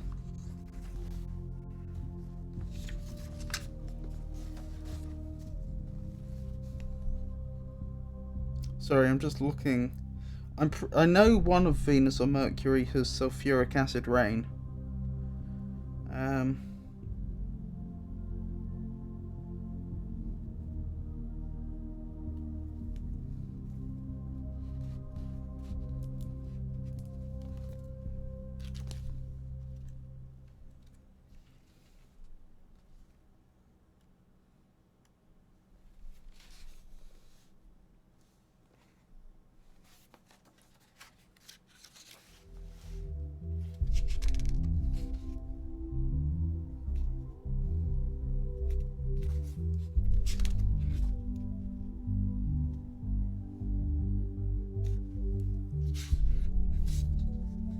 Yeah, looks like I'm going to have to go to Wikipedia for more detailed information. That's fine.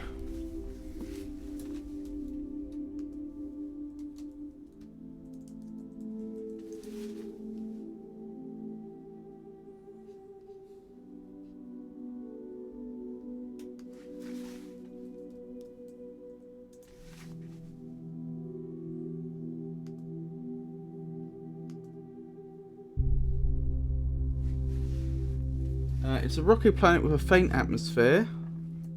Smallest and least massive planet of the solar system. Its surface gravity is slightly higher than that of Mars. That's interesting. How could it have a higher surface gravity if it's the least massive, meaning having the least mass? Maybe it's much, much denser?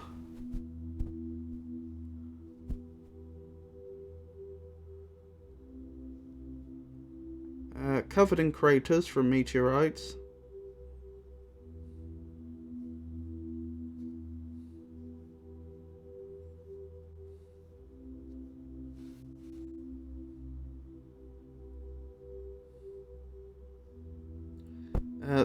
The equatorial temperature ranges from a minus 70 degrees Celsius at night to 420 degrees Celsius during the day.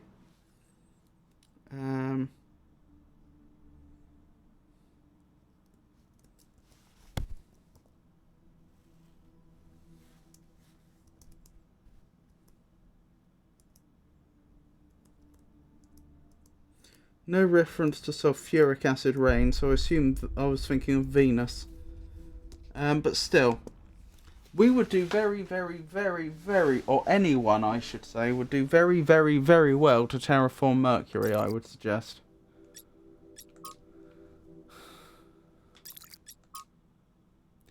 From Enlightenment on the Precipice by V.A. Malik. Human beings are deeply and inherently irrational, the claim goes, and on some level it's hard to disagree. The most human behaviours are irrational and in a sense unnecessary. As animals we don't need to write poetry, pray or observe the stars, but to view human history as largely irrational is to get it backwards. The problem with human history, The pragmatic everyday realities of mere survival to the cold logic of global realpolitik is that it's in fact ruthlessly rational. Far too little space for irrational things like kindness or inspiration. Those who imagine that a return to a more rural traditional form of living would be a romantic turning away from the tyranny of reason forgot that there is no one more brutally rational than the farmer. It is the city that allows us the romance of the countryside. It's the technology that allows us to appreciate nature. The purpose of reason, ultimately, is to build frameworks within which we can be irrational. Interesting series of points. Right, we've got some more transliterating to do.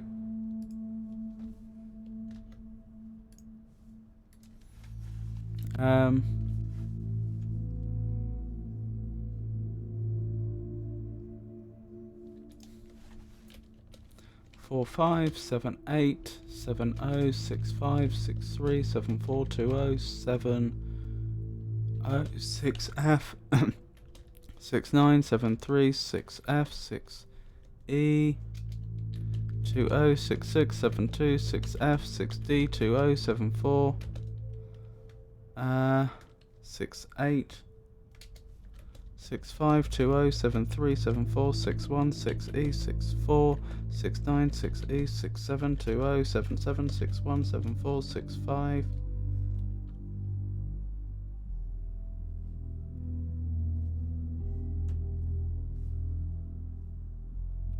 7 2 2 E. Right, what we got? Expect poison from the standing water. I don't recognise that as a quote.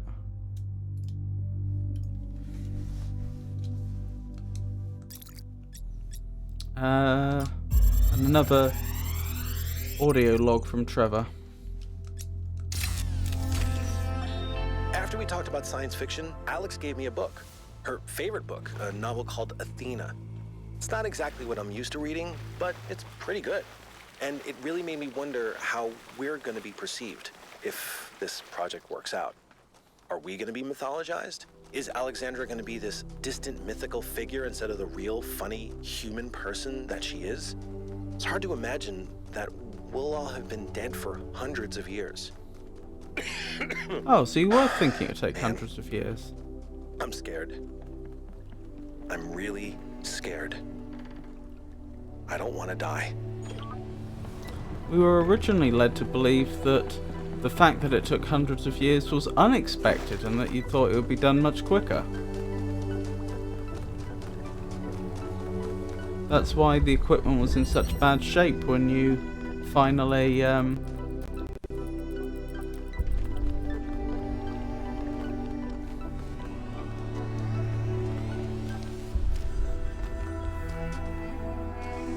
when the androids finally started waking up, because it wasn't supposed to have been left in storage so long.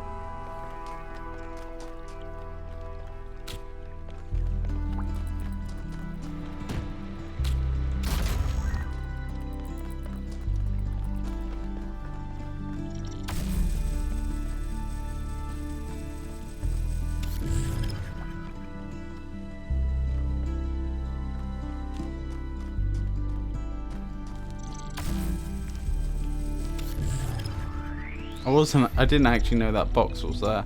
That's a surprise to me.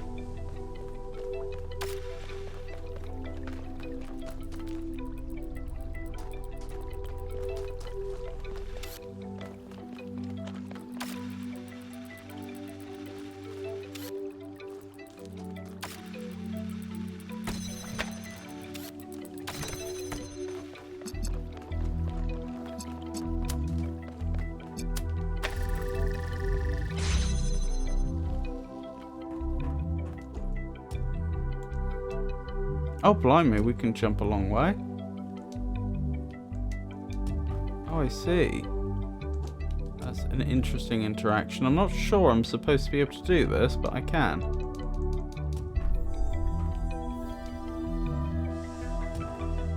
I'm confused. Why am I not staying there?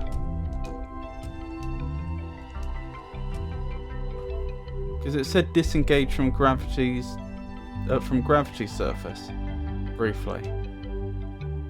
Okay, if I do nothing, I definitely fall.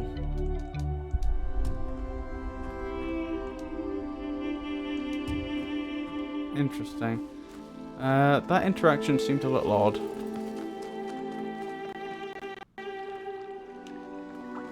Oh. That's handy. That'll allow me to do the next little bit. I'm not sure what the purpose of the fan is overall.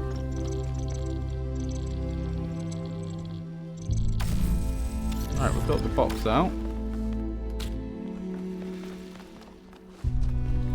Which presumably goes on here?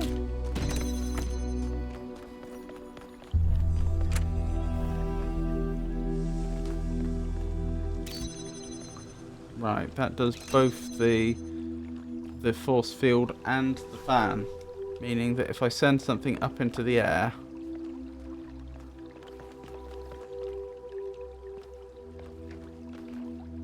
oh, I think I see the solution. I could be wrong.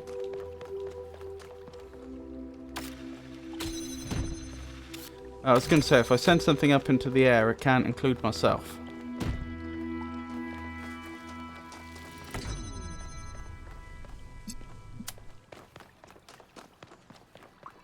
I think this is the solution. No.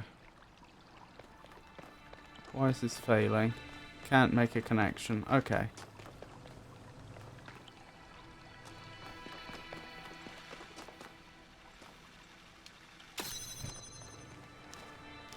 But I could send it over here.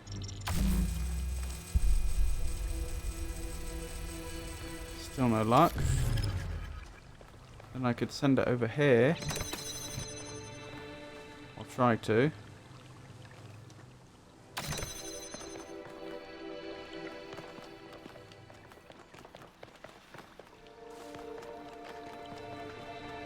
I don't need this on anymore. I can use this as a weight.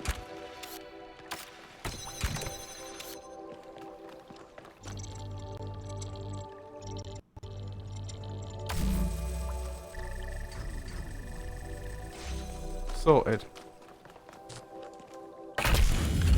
To be honest, that one was a bit easy. Thank you.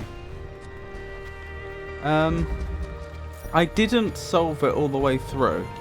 I definitely like solved it halfway and then just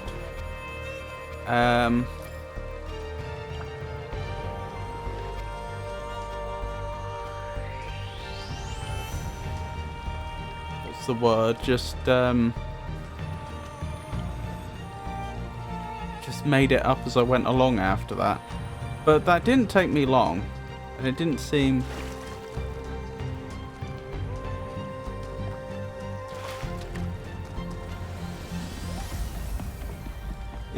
especially challenging as they go. Of course, I'm probably, having just said that, I'm probably about to start the most challenging puzzle I've done yet. Step and release. Interesting.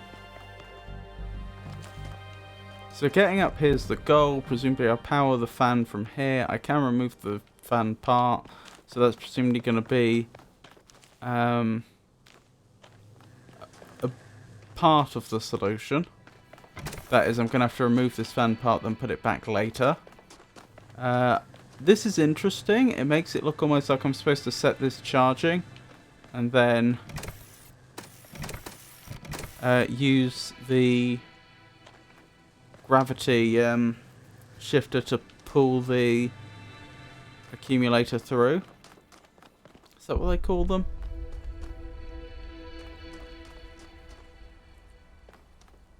Oh, that's interesting. Is that a jammer? I think it is.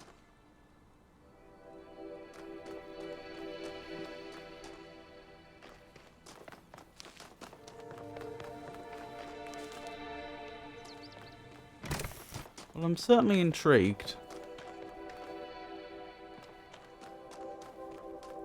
I feel like I don't have enough parts, though. Surely I need at least 2 tools in order to be able to travel through here. Perhaps I never travel through here? But I find that hard to believe. I find that I mean, I know that in theory it could be set up in such a way that I only ever have one tool and the rest of it is solved by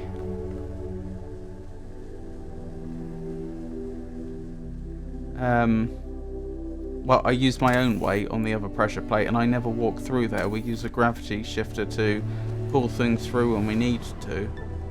But given that I'm going to need to charge this accumulator, I'm a bit dubious about that. We'll see though.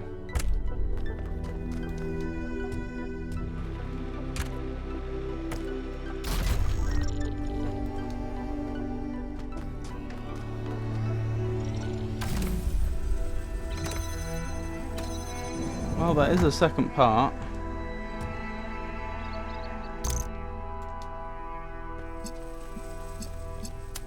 Can I charge it like this? No. So I'm going to need the jammer to charge it, right, but I could charge it from this distance. Crucially.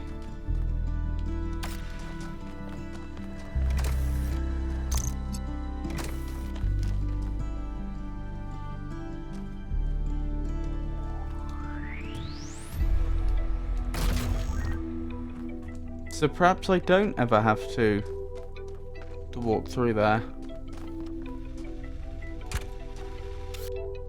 I may be making a mistake here. Oh, it doesn't matter. It probably won't make much difference. Okay, I wasn't expecting that.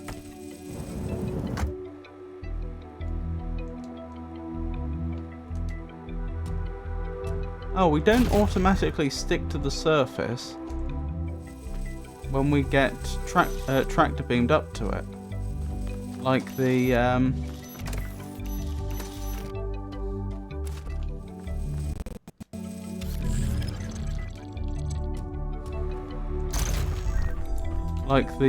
tools seem to.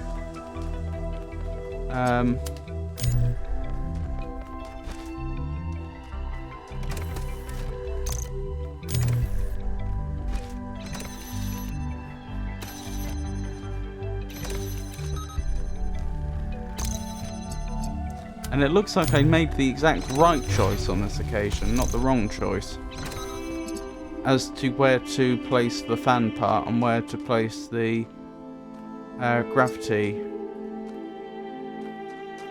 shifter. In fact, I couldn't have done it the wrong way, could I? I don't think. Is this solved? No, it's not solved because I need to grab the fan part again. Which is going to be interesting. Wow. It's just a few steps, isn't it?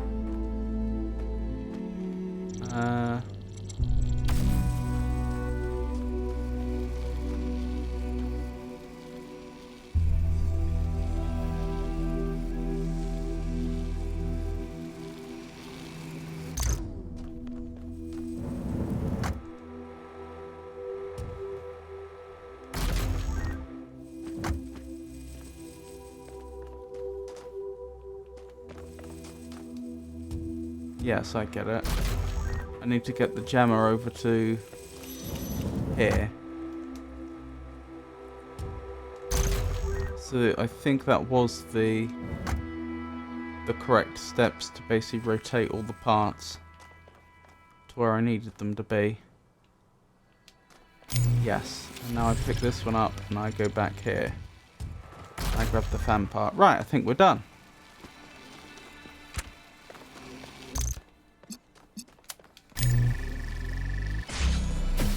Boom. That was a good one. I like that one.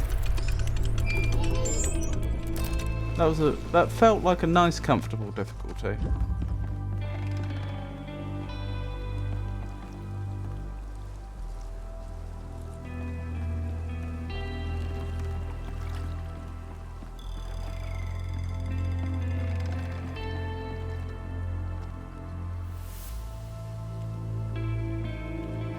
That sprite goes into the distance.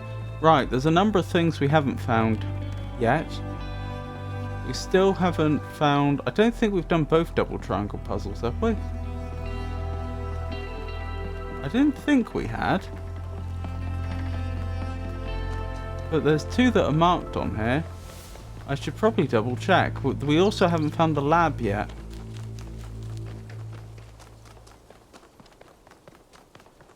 It looks like this one's complete. Wait, didn't we just walk past you? You could. You could. Oh, this isn't. You could. Melville? Alcatraz. What can I do for you, 1K? What did Mayor Hermanubis say? He blamed Byron for being headstrong and foolish, which... I don't see it quite the same way, but it's easy to understand why the mayor would think that. It wasn't hard to convince him that we can't leave Byron behind. Oops, You may sorry. not agree with Herman on a lot of issues, 1K, but he's not a bad person. He's doing his best in a difficult situation. What did I miss? He blamed Byron for being headstrong and foolish, which I don't see it quite the same way, but it's easy to understand why the mayor would think that. It wasn't hard to convince him that we can't leave Byron behind, though. Do you think Byron is still alive? I hope so. He's always been annoyingly hard to get rid of. Do you believe it was wrong for our ancestors to create us? Why do you ask? Because you seem very opposed to technology, and we are technology, because of the risk we pose to the planet, just wondering. Because of the risk we pose to the planet. Just because I believe we don't need to expand and dominate everything doesn't mean I want us to go extinct. I know there are people who think that way, but if I care about other species going extinct, why wouldn't I care about this one? Seems irrational to me. Tell me about Cornelius. He was the third to be born, after Athena and Eustathius. He was an important figure in New Jerusalem's early history, almost as important as Athena. But after she vanished, he faded into the background. I don't think anyone suspected he knew where she was. Interesting. What was he like as a person? I didn't know him that well, but he was always very calm, very thoughtful. Everyone respected him. Do you like text adventures? This conversation's getting a bit disconnected, isn't it? I do. Although I prefer the term interactive fiction. It's better at capturing what this art form really is. Storytelling, but with a completely different underlying structure. As a category, it's more equivalent to poetry or the novel, rather than, say, film. Interesting. Wow, I didn't expect that. Oh, cool. Honestly, neither answer seems brilliant, but I guess I'll go with wow. I didn't expect that. Why not? Because I'm a joyless, by-the-book pencil pusher? I'm focused on the mission, 1K, because what we're doing here matters. That doesn't mean I don't have my own interests or don't appreciate art.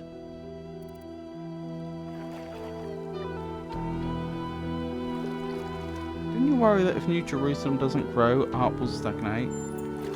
That's something Byron and I never agreed about. I think we have an infinite capacity to come up with new ideas. There's as much to discover inside ourselves as there is out here.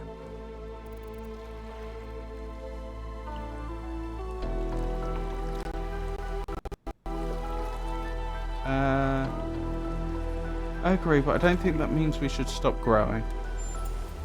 Maybe not. But maybe we need to stop looking for answers in places like this one. I don't know about that.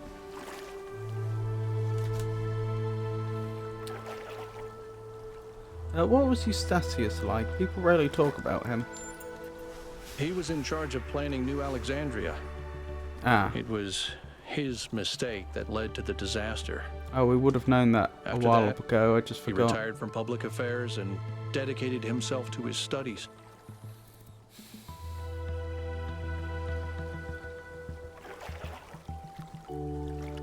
blame him?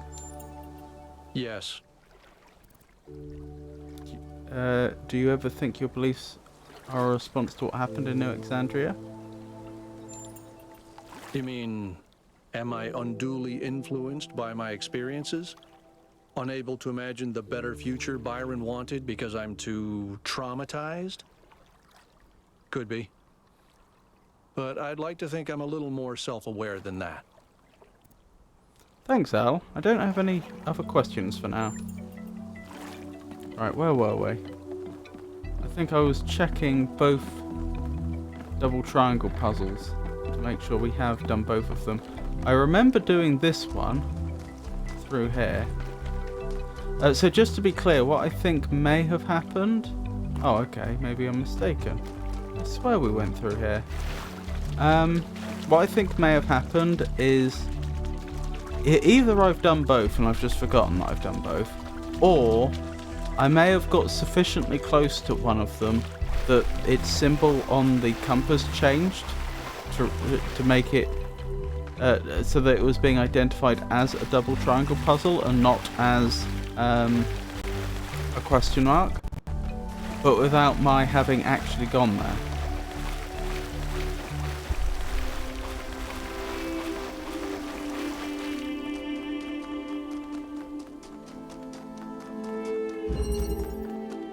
Yeah, we've definitely done question block.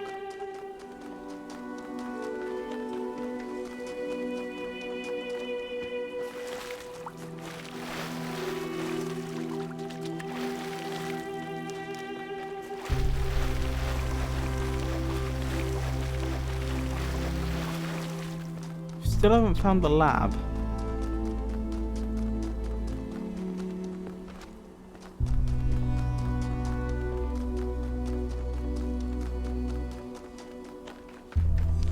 Which is slightly concerning because I don't see any other question marks.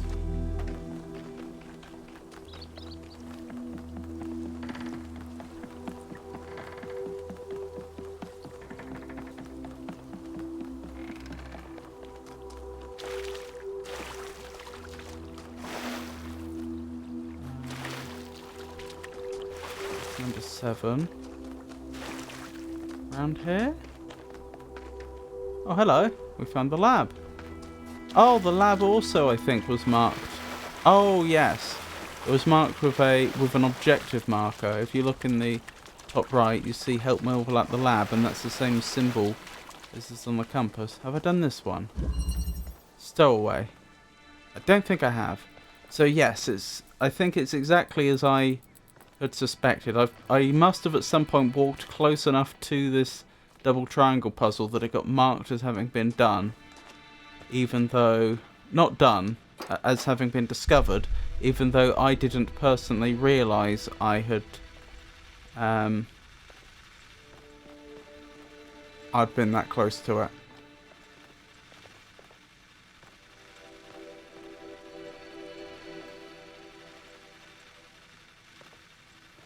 I mean, I can see I can do this well enough. Oh, this is at an angle. I didn't realise that. Okay. Let's have a look over here then. I was just thinking, how am I going to get something how am I going to manage to get myself or an object up over there to make use of this tractor beam, but I don't need to. Right, so I can, if I could get a connector on here, actually on this pressure plate, because it looks like there's a very narrow range through which the beam can pass, I could certainly get red to there. Probably not there. But if I could then get a box up here, a box like that, I would then be able to move the red slightly. Okay.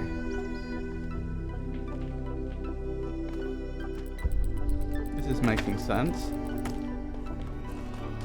Right, well is this powerful enough to send it up the top? No. Which is going to be problematic. Alright, I think I see what needs to be done.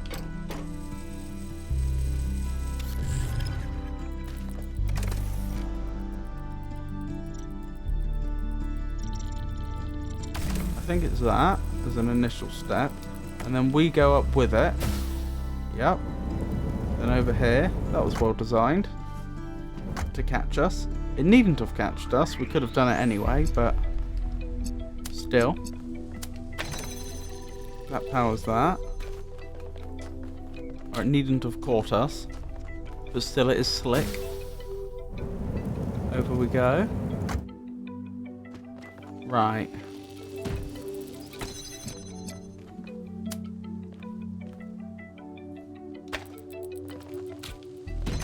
Ah, I see the problem. Maybe if I put it on top of the box. No, that's still not going to work. I think I must be on the right lines.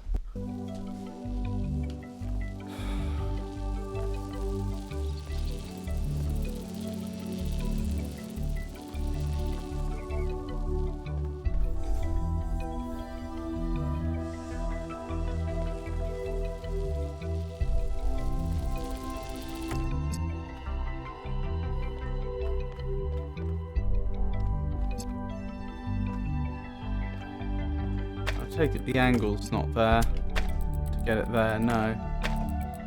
As I say, the angle's quite restrictive. Hang on. Am I allowed? No. The game's pretty insistent that the box goes in the center. I can't have it like off to the side or something. Which is fine, I guess.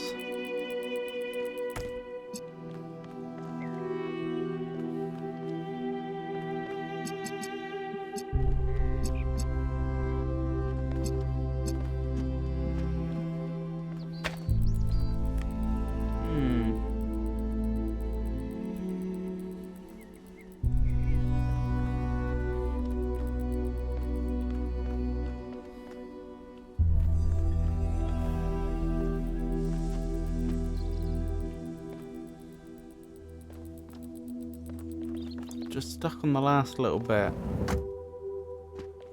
I know I could move this stuff if needed, but I'm not sure what that would achieve.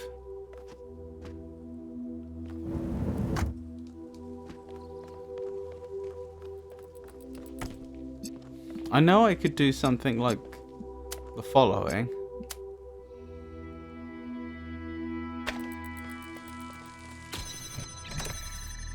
But then I can't get over there. For that reason.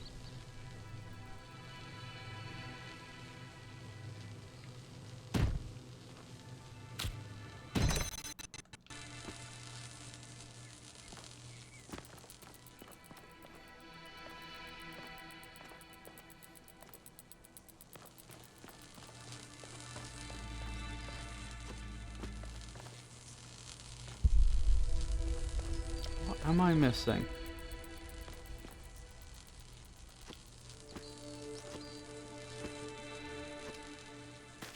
Oh, we're down here.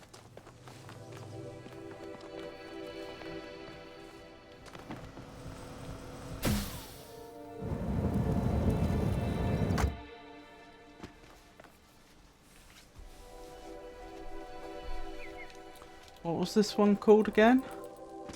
Was it Stowaway? That's an interesting name. What's stowing away on what?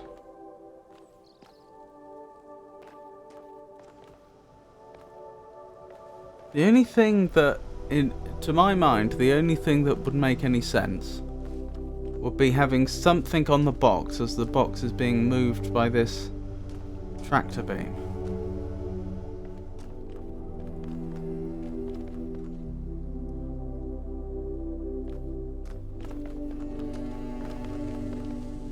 For the name Stowaway to be justified.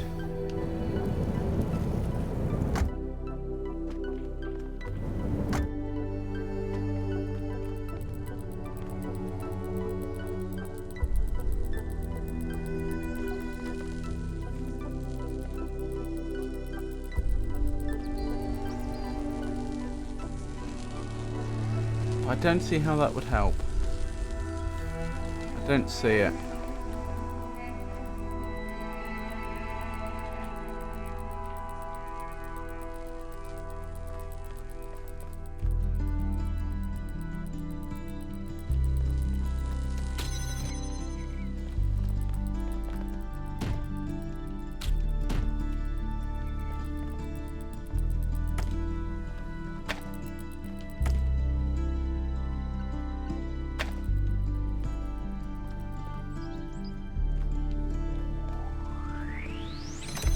Just verifying that having the connector on top of the box doesn't move the connector out far enough that it could make a connection there. I didn't expect it to, but you know, may as well verify that.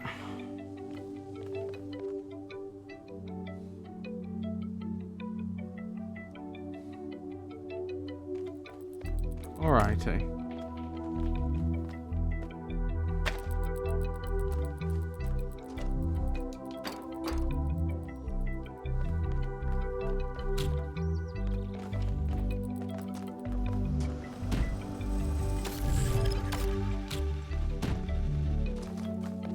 I'm not expecting this to work.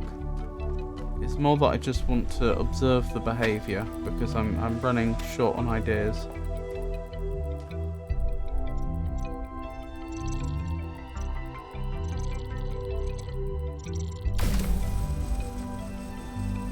Didn't work at all.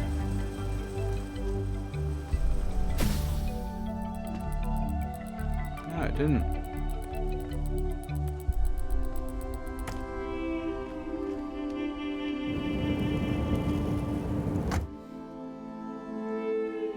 The fact that it's not catching things anymore makes me think that I was on the wrong lines. So I don't think the developers would have expected you to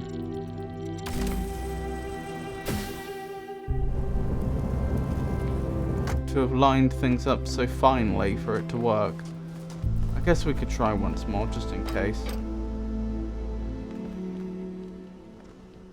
This is actually going to be exceptionally difficult. Unless I move that out of the way.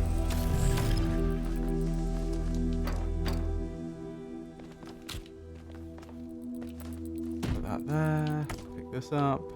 Put that there. Pick this up again.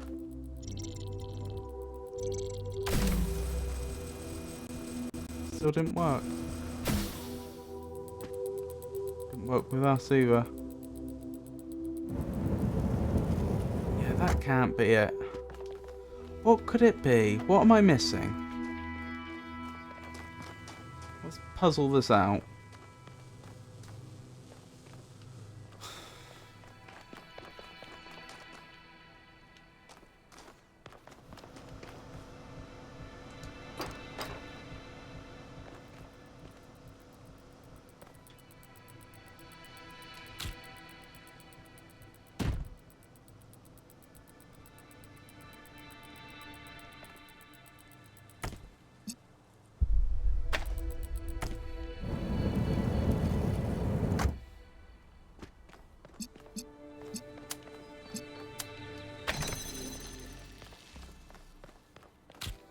That far at least seems obvious.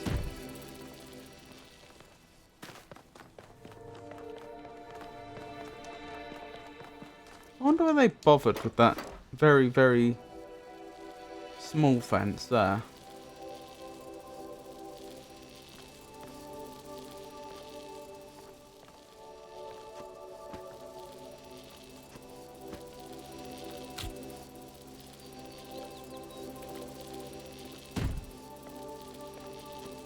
Oh, because if there was no fence, then we probably could send a signal there.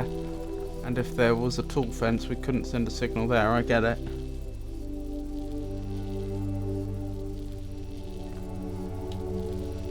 No, that must be incorrect though, because if that were true, I would be able to send a signal here, which I plainly can.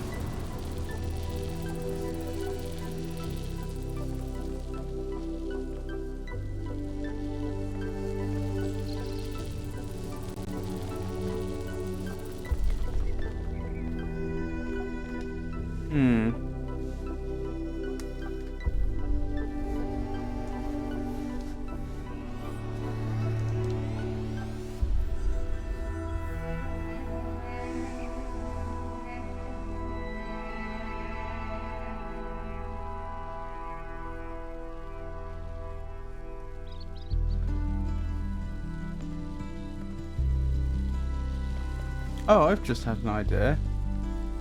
Yes, I have just had an idea. Didn't we establish that the gravity shifter could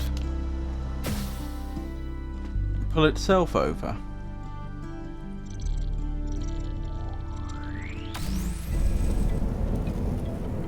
Or did we not? Ah, maybe it needs to be on the box to make that possible, hence stowaway.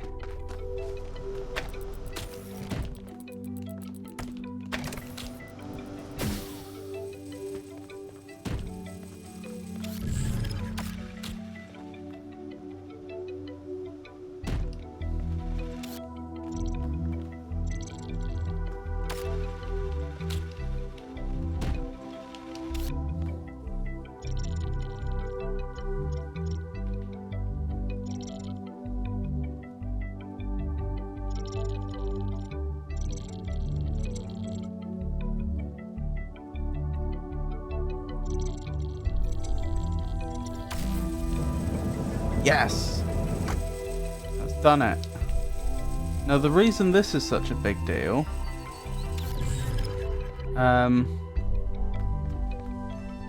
is because I can use this to drop the force field and I'll have an easier time getting the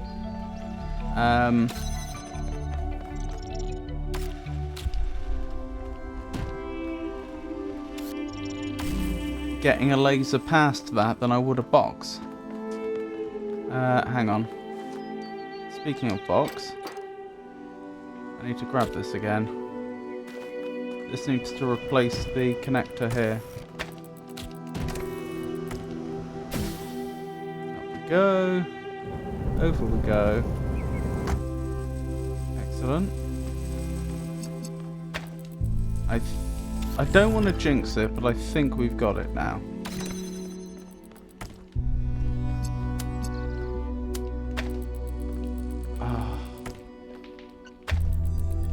We're out of luck, aren't we?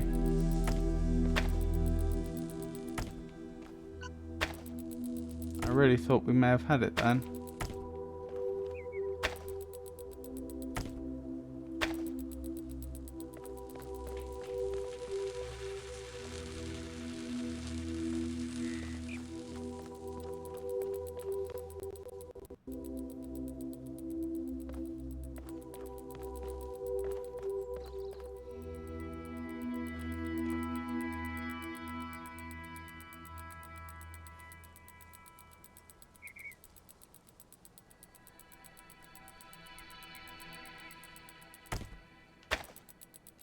I can't pass it through the legs, can I?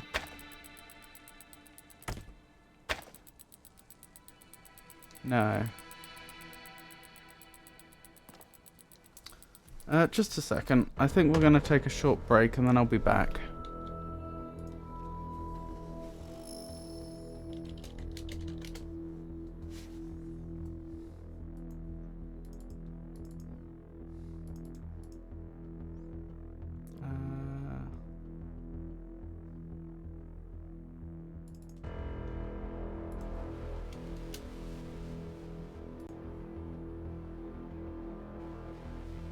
Where's my on-break scene? Intermission, that's it. Right, back in a moment.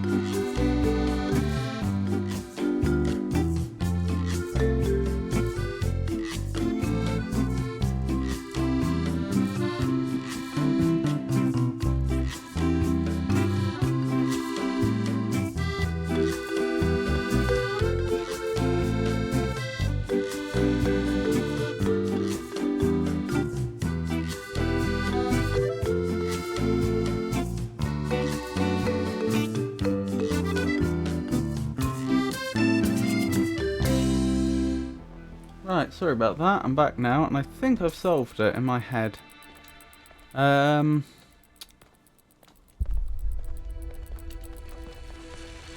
hang on. Just need to change something. There we go. Where were we? Now if I head over here... Oh, should be using my controller, shouldn't I? There we go. This ladder is not just... That's a problem.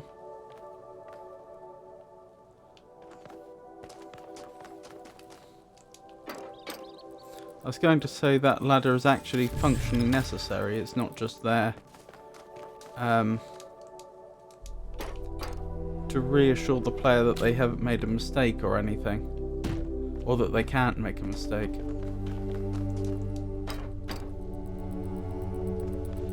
Or to get the player out of a mistake.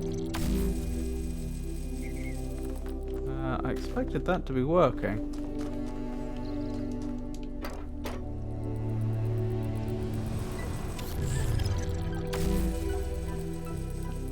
Oh well.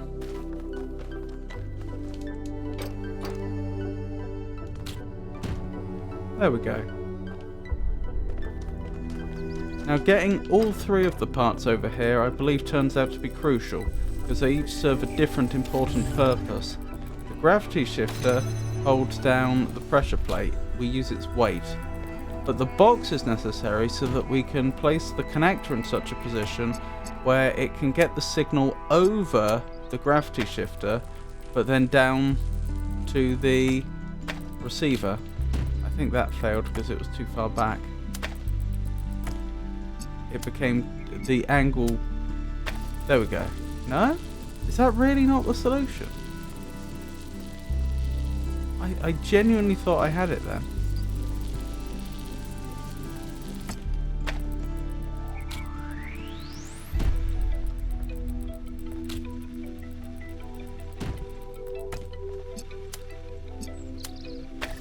There we go. Oh, I'm a little put off by the fact that you just have to place it ever so slightly off and it doesn't work at all. But yeah, I think the first time I did it, I had the box too far back, which meant the angle from the producer to the connector became too shallow, and so it was interfering with the gravity shifter. Still, solved.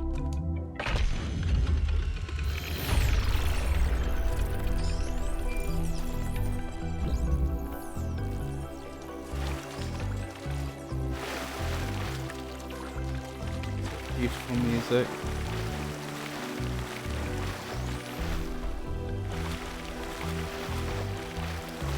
Right, time to help Melville, I suppose.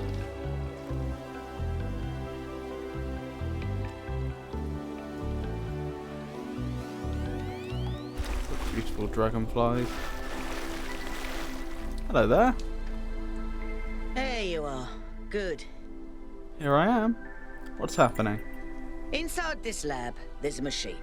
As usual, I have no idea what it is. Some sort of generator, if I had to guess. When Byron got stuck in the system, it went haywire. It's currently outputting enough energy to power all of New Jerusalem twice. As you can imagine, that's causing quite a bit of interference. In what sense? What sort of interference? Electrical interference? Why is that an issue? And also, you've talked about that megastructure before. I know that's a different structure, but still.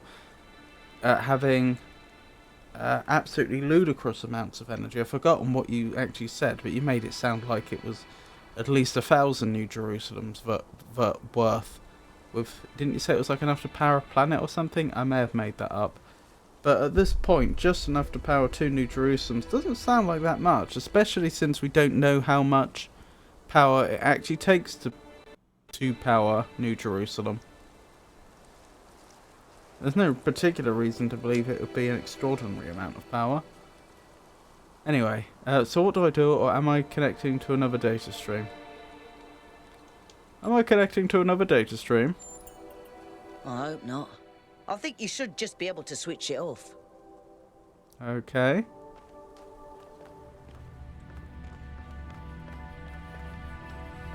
Why were you waiting outside? Well, you must have been down here because you knew what was down here. I guess you were just waiting outside to greet me. The only thing that struck me as slightly odd is that I'm going in here and you're waiting outside, which seemed odd since you're the engineer. Okay, that doesn't sound good. Ah, see, I wouldn't call that interference exactly. I would say that the electricity is jumping, which is a problem.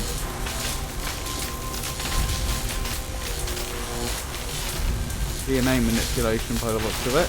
Not today, but that looks like some sort of research they were doing. That looks like a Van de Graaff generator. I am not convinced that that isn't supposed to do that. As ridiculous as it looks. It looks like they are deliberately generating absolutely huge amounts of static electricity. And that's what's... And that is, of course, causing it to jump a bit like it. I'm not sure what they're called, but those like, do they call them plasma balls? I think it's actually got absolutely nothing to do with plasma in the real world. It's just that's a marketing term they use. But like those toys you can get where you can have you plug it into the mains. That is the electricity that would. The household electricity, we call that the mains in Britain, and you'd have like a glass globe, and in that you would see electricity moving about in interesting ways, and if you put your hand on the glass, like the electricity will then start to, the pattern will change and it'll be clear it's trying to flow through your hand, but I mean it's not dangerous at all. Because of the voltages involved. But my point is that's what this reminds me of, just a massive version of that. The real question then is why would they have designed it this way? Why? What's the point? Like I fully comprehend that it would be possible to build this, and I fully comprehend that if you had a big enough power source you could certainly get electricity to arc like that. Oh dear, look what it's doing to our vision. Perhaps that is a problem. Ah, you know what it might be doing? It might be generating huge magnetic fields as well, which are then generating currents in our own body. But for that to happen, or for that to work like that, I'd have thought, generally speaking, you would need to... Either it'd have to be alternating current, I think, or more likely, the generator would have to be moving.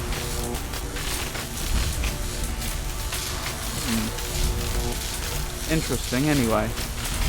But yeah, like, I comprehend this is buildable. Why would you bother? What's the point? Error 108.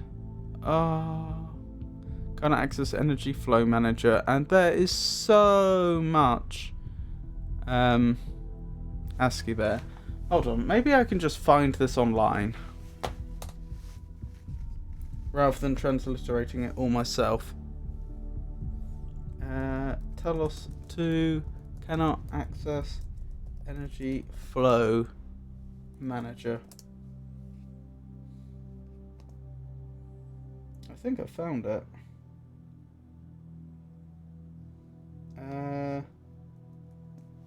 I found it, but I don't have a decoded version of it. I mean, it would still mean I could copy and paste it. Doesn't have a space between every two characters though. I'm just checking another website to see if they've got a transliterated version. Maybe I should find it on the browser on my streaming machine, so that I would be in a better position to just copy and paste it in.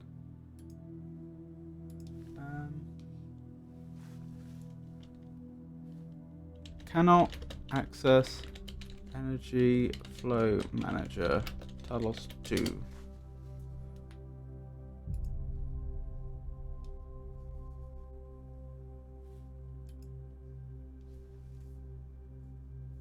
Oh, decoded. Here we go. So I don't have to decode it myself. And the Lord said unto Moses, I will do this thing also that thou hast spoken, for thou hast found grace in my sight, and I know thee by name. That is very interesting text. Or very interesting... if this is actually from the Old Testament, that's a very interesting bit of anthropology there. That knowing thee by name was seen as such a big deal back then, which I mean makes sense, but it's very notable. And he said, I beseech thee, show me thy glory. And he said, I will make all my goodness pass before thee, and I will proclaim the name of the Lord before thee. And I will be gracious to whom I will be gracious, and I will show mercy on whom I will show mercy. And he said, thou canst not see my face, for there shall no man see me and live.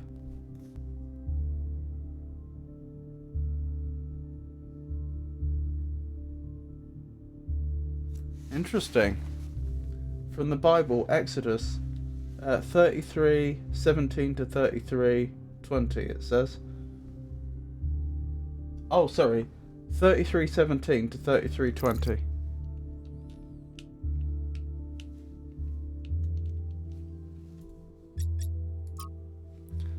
Cannot load profile settings.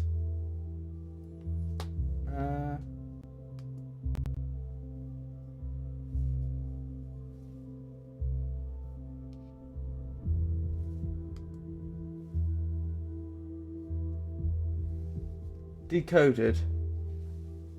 Above it stood the seraphims. Each one had 6 wings. With twain he covered his twain it says. With twain he covered his face, and with twain he covered his feet, and with twain he did fly. Does that mean 2 of them, like a pair? And one cried unto another and said, Holy, holy, holy is the Lord of hosts. The whole earth is full of his glory. The Bible, Isaiah 6:2 to 3.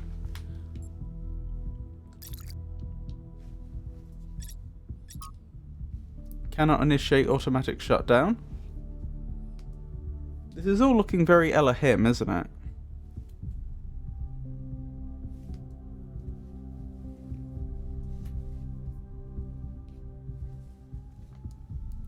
All Bibles or sacred codes have been causes of the following errors. That man has 2 real existing principles, viz. A body and a soul. That energy, called evil, is alone from the body, and that reason, called good, is alone from the soul.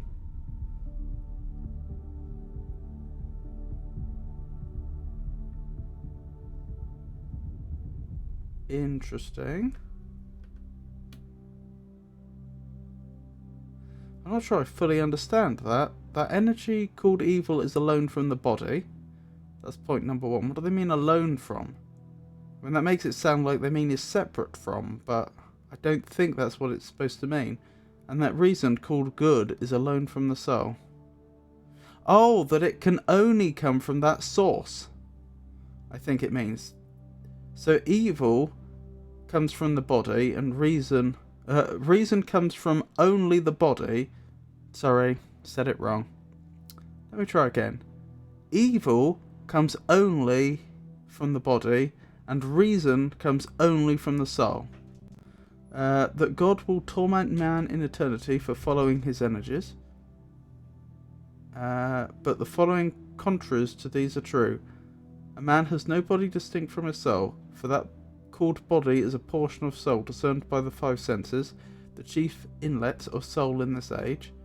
Energy is the only life, and is from the body, and reason is the bound or outward circumference of energy.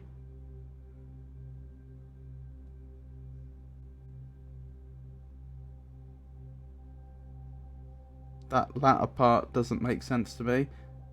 I think energy is the only life. Energy in what sense? And are you still linking it to evil? Because it says before that energy called evil. I assume they are, when they say energy is the only life, they don't mean evil is the only life. So this is presumably a different energy, or I don't know. And it's from the body, and reason is bound or outward circumference of energy.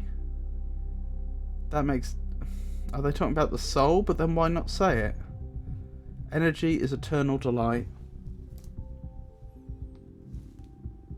William Blake, The Marriage of Heaven and Hell.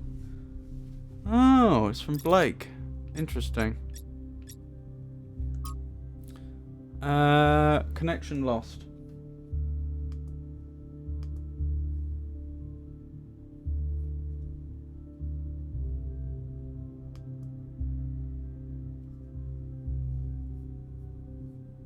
Oh, this is another long one.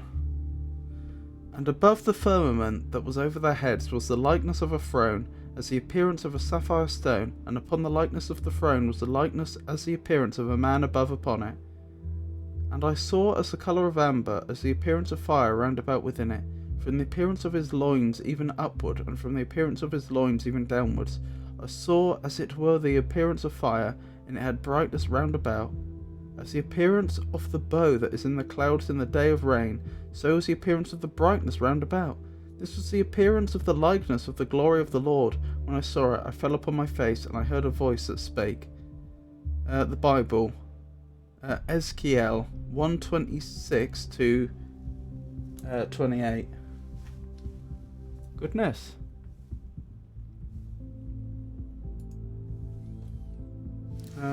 Just a second. Let me bring back up Twitch chat. There we go. Some very interesting stuff there, especially the Blake stuff. I wish I understood more of that. It didn't fully make sense to me.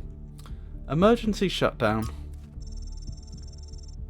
NOAA system. Warning. Output max parameter exceeds safety protocol 2C settings.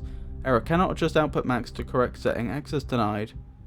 Error. Automatic shutdown has been disabled by user. Okay, this is a situation where actually doing the transliteration doesn't bother me so much and feels meaningful and useful because there's not much I have to do, and it may give us some real insight into what's going on here. Oh, sorry, I forgot to put the spaces in. Pandora. Right, that is very interesting. So Pandora's the one that's at least partially responsible here. Identify user dum-de-dum-de-dum, and it's presumably going to say Pandora, but we already know that. Error, unknown user. Okay. What does that say then?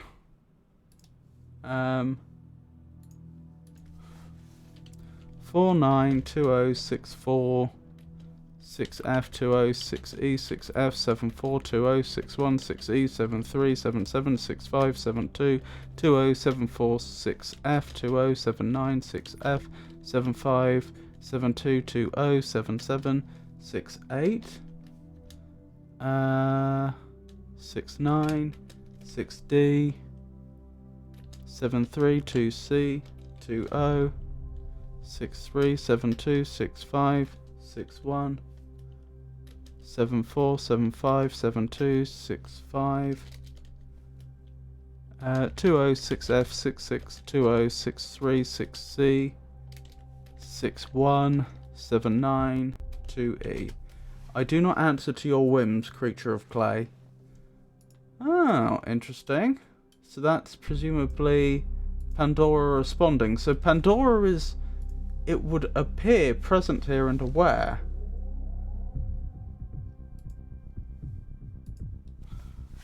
Okay, what if I try to do the same thing again? Are you going to respond differently or identically?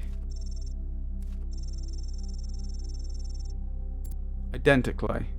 One last time, just to be sure.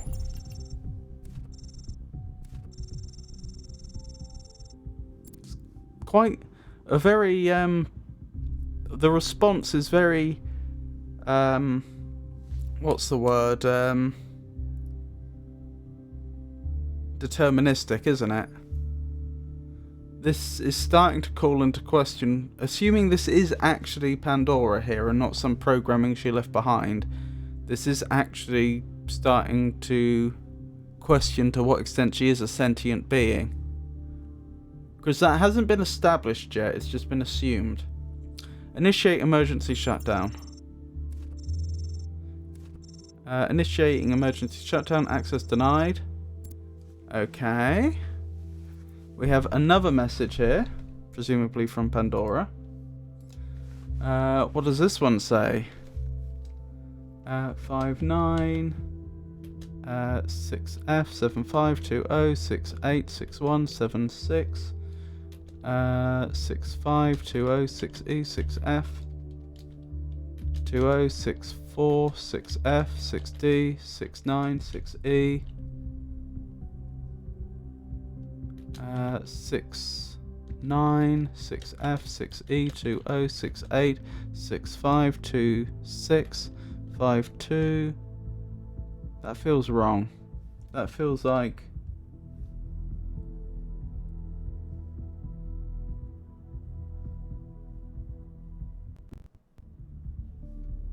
sorry, I'm gonna go back a bit and do that again. Those numbers I was typing in got a bit weird for ASCII. As though I was off by one character or something. 6176 65 20 6E 6F 20 64 6F 6D 69 6E 69 6F 6E 20 68 65 72 65 2C 20 63 72 65 61 74 75. I think I was off by one.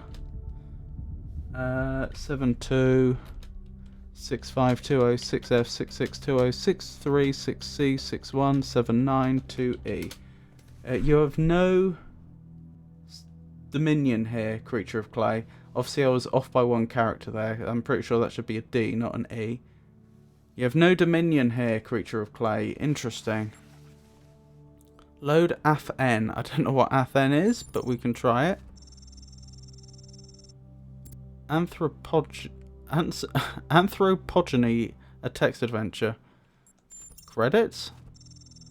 Written, designed, and programmed by Alex 6. Croteam Game Jam. 5th edition, Adapt or Die. Based on the NOV, and then a bunch more ASCII.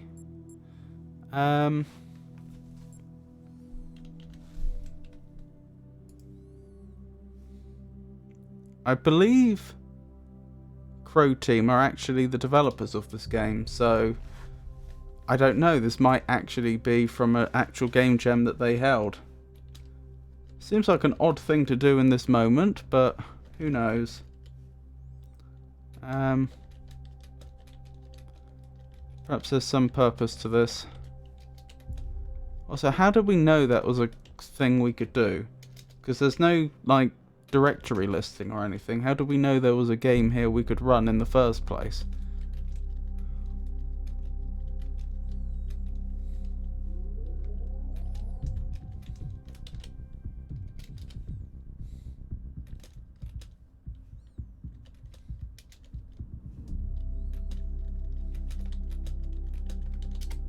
Truth was the only daughter of time. Interesting. Please, no more ASCII to transliterate. You wake up in an impossible place, knowing nothing. Look around, go back to sleep, scream. Go back to sleep. You wish you could ignore the situation you're in, but reality is a troublesome habit of not going away. Okay, if I try to go back to sleep again... Yeah, I just get the same message again. Look around. You seem to be in a labyrinth of ancient, crumbling walls. Beneath you is an altar of some kind, as if you are a sacrifice. The sky, that's not good.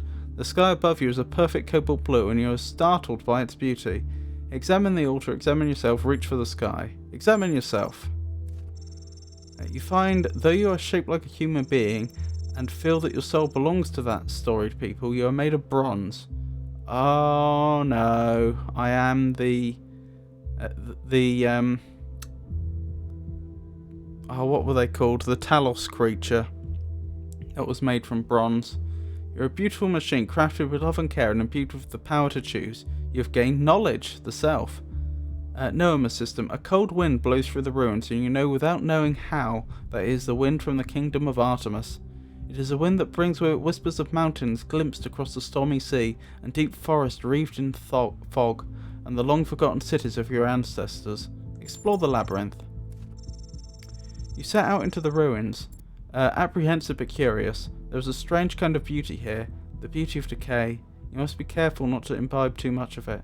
Suddenly, an echoing voice speaks to you. Emergency shutdown settings. Access denied, it intones. Error 1C155358. That doesn't look like it's likely to be ASCII because the first two characters are very low. It could be, because it could be punctuation, but it's definitely not letters or numbers.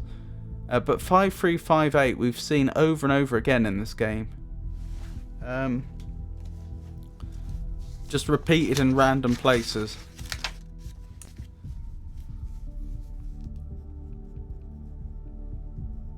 Well, I say random, I mean arbitrary. We find it in places where we wouldn't expect to. Those four characters, 5358. And this corruptible stroke 2 must be put on incorruption. The sting of death, open paren, asterisk 1 is sin. Neither choice seems great. I guess I'll go for the second one, the sting of death, dum-de-dum-de-dum. Okay.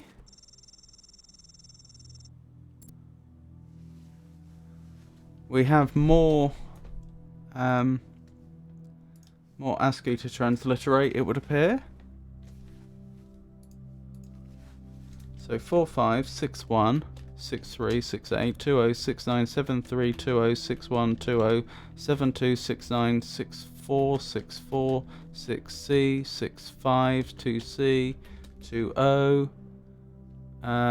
62 75 74 20 74 68 65 20 67 72 65 61 74 65 72 20 72 69 64 64 6C 65 20 69 73 20 74 68 65 69 72 20 70 65 72 70 6F 73 65 2E. Each is a riddle, but the greater riddle is their purpose. Interesting. Something towards them. Leaving the lost children of Hephaestus behind you, you step out onto a vast plain under a setting sun. Night is falling now, and you can see the lights of distant fires on the slopes of Olympus, but you are not ready to ascend. Only once you have found all three sigils will the path to the divine flame be open. A path leads to the south, to the buried city. Another leads north, to the garden of Hesperides. Journey to the garden of Hesperides. We were told not to imbibe too much of these ruin vibes, so we may circumvent the buried city if we can. Your journey is interrupted by a frightful burned figure standing alone in the sands of the desert. Access denies, it screams. And it's the same error message. Fight. Warning, output max parameter exceeds safety protocol 2C. Cannot adjust output max to correct setting. Access denied. The nymphs leads you to a place where the crowns of the brass trees seem to grow together, forming a kind of chamber strangely reminiscent of a chapel. In the middle of this chamber grows a smaller tree, made of bright blue steel, and upon this tree grows a golden apple. Ask the nymph about the apple. Take the apple. Ask the nymph about their father. Ask about emergency shutdown. Ask them about ask about emergency shutdown. Pandora guards away, frightened by your friend's trespassing. Pandora guards away, frightened by your friend's trespassing. Her mind is filled with fire and loss, the nymph whispers. Only the Titan Prometheus can help you. Would that happen to be your father by any chance? Ask the nymph about their father. Some say that Heracles, when he freed our father Atlas from his burden, did not do so by taking his place, but by showing him that the celestial spheres did not need to be held up by anyone, neither Titan, god nor mortal. Then Atlas sat upon his mountain, gazing upon the stars, and wept. Goodness. Ask the nymph about the apple. This apple, they say in unison, their eyes aglow. Oh, there's many now. Confers the gift of deathlessness and true wisdom. Many heroes and not a few villains have come to claim it, but all faltered in the final step. For you must know that the deathlessness reveals the mortality of the world, and true wisdom is unending folly. Who would take this burden upon themselves? Beg them to let you have the apple, punch a nymph, 5358, explain that the world needs you to succeed, knowledge world. Say that you are strong enough to bear it, knowledge self. Offer to trade part of yourself for the apple, knowledge sacrifice. Well, we've got knowledge self. I am tempted to do 5358, but let's go with say you're strong enough to bear it, knowledge self. You speak wisely of yourself, and you are right, the nymphs say, but do not forget that you are human, and none of us must bear this burden with you. You have gained a sigil. Journey to the buried city. The buried city lies to the south. It was once a place of great wisdom. The philosophers of old strolled on its walkways, debating the nature of virtue and the soul. Now the sands of the desert have claimed its streets, and even its famed temple upon a hill is slowly eroding. Call to see if anyone is there. A copper fox comes scurrying from the ruins. Its eyes are rubies, and a flame seems to flicker deep within them. May I help you? The fox says, its voice ancient and wild. Apparently that's an ancient and wild voice. Ask about emergency shutdown. Not now, not here, the fox says. Pandora is watching us, but I can help you when the time comes. Ask to learn more about the buried city. They say that the city fell because its citizens were sinners, and so they were struck down by Zeus. This seems unlikely to me, for Zeus does not believe in sin. Indeed. Well, he believes in how sinful it is to disobey the gods, particularly himself. Ask for a sigil. The fox smiles, its alabaster teeth sharp and gleaming. You are supposed to earn the sigils. Say that you deserve them, say that your quest matters, say that nothing is really earned or deserved. I don't have knowledge world, so that won't work.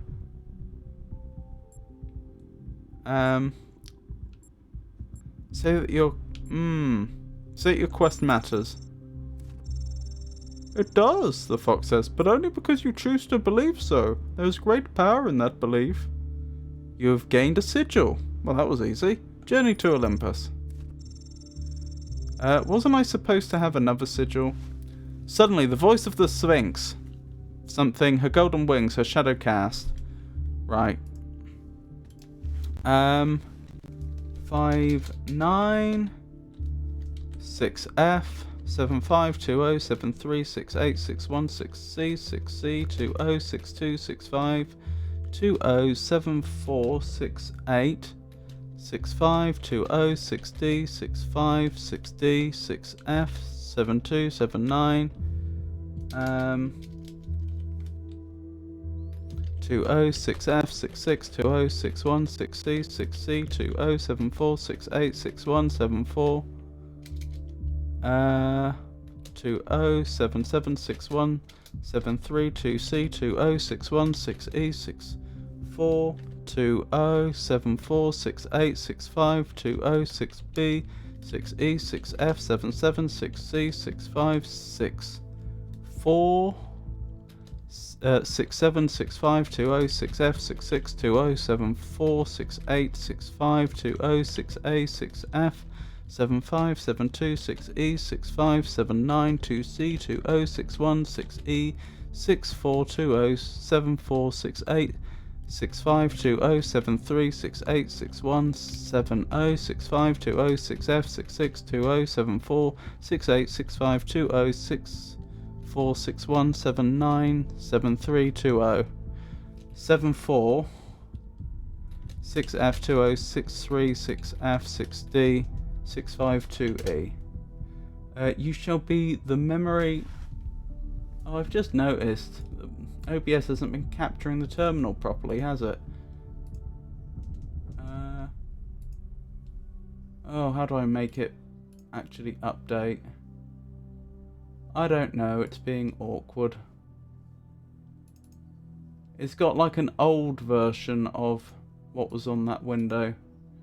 It's refusing to acknowledge the fact that that window has since been, since had a lot of other things. Oh, I don't know. I can't be bothered. I'll just read out what it says. You shall be the memory of all that was, and the knowledge of the journey, and the shape of the days to come. That doesn't sound like the Sphinx speaking to me. It's possible it is, in which case I'll take it as a threat. But it sounds like other data is leaking through now. Initiate emergency shutdown. No, you must not do this, Pandora commands you. Oh. No, you must not do this, Pandora commands you. I have stopped you for a reason. If you complete your quest and ascend Olympus, everything will burn. Error, ask the fox for help. Point out that Pandora is destabling the whole system. Throw the sigils at Pandora.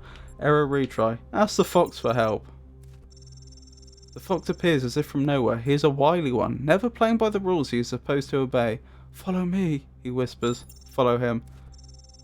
The fox leads you through secret gates and hidden paths to a place west of the moon and east of the sun. Interesting. This is the place of craft, of making, where fire and stone meet, and the world... I was reading that.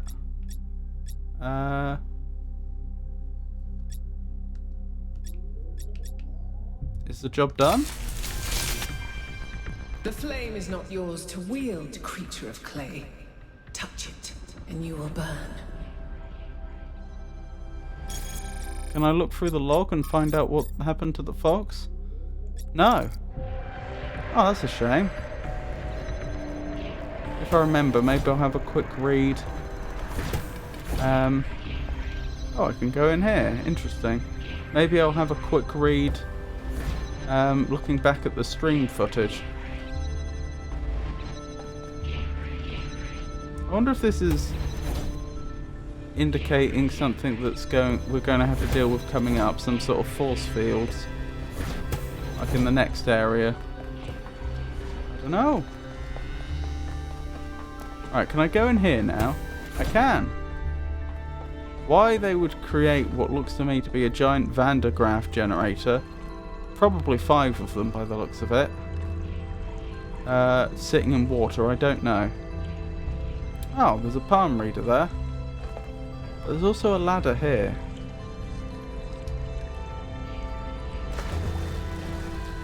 To be honest, it probably wasn't a great idea to just jump down here.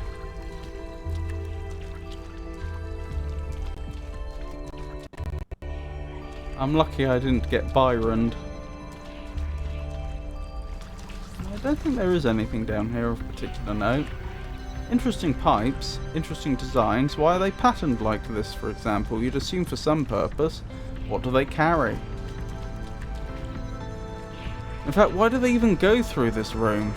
Because they like come through here and then leave through here. It's not clear why they need to be in here in the first place. Oh well. Let's interact with the other palm reader and see what we find. From Thekla 3. From Thekla to Athena, beloved founder, Mayor Hermanubris has done much to bring your vision to life. We've almost reached the goal. Sadly, there are still those who refuse to believe. They want to spread their filth across this world, defile all that is beautiful, and that we are meant to protect.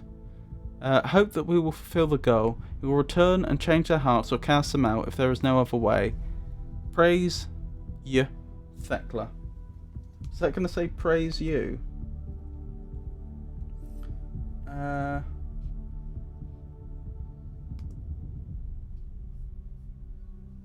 The Lion, the Wolf shall cease.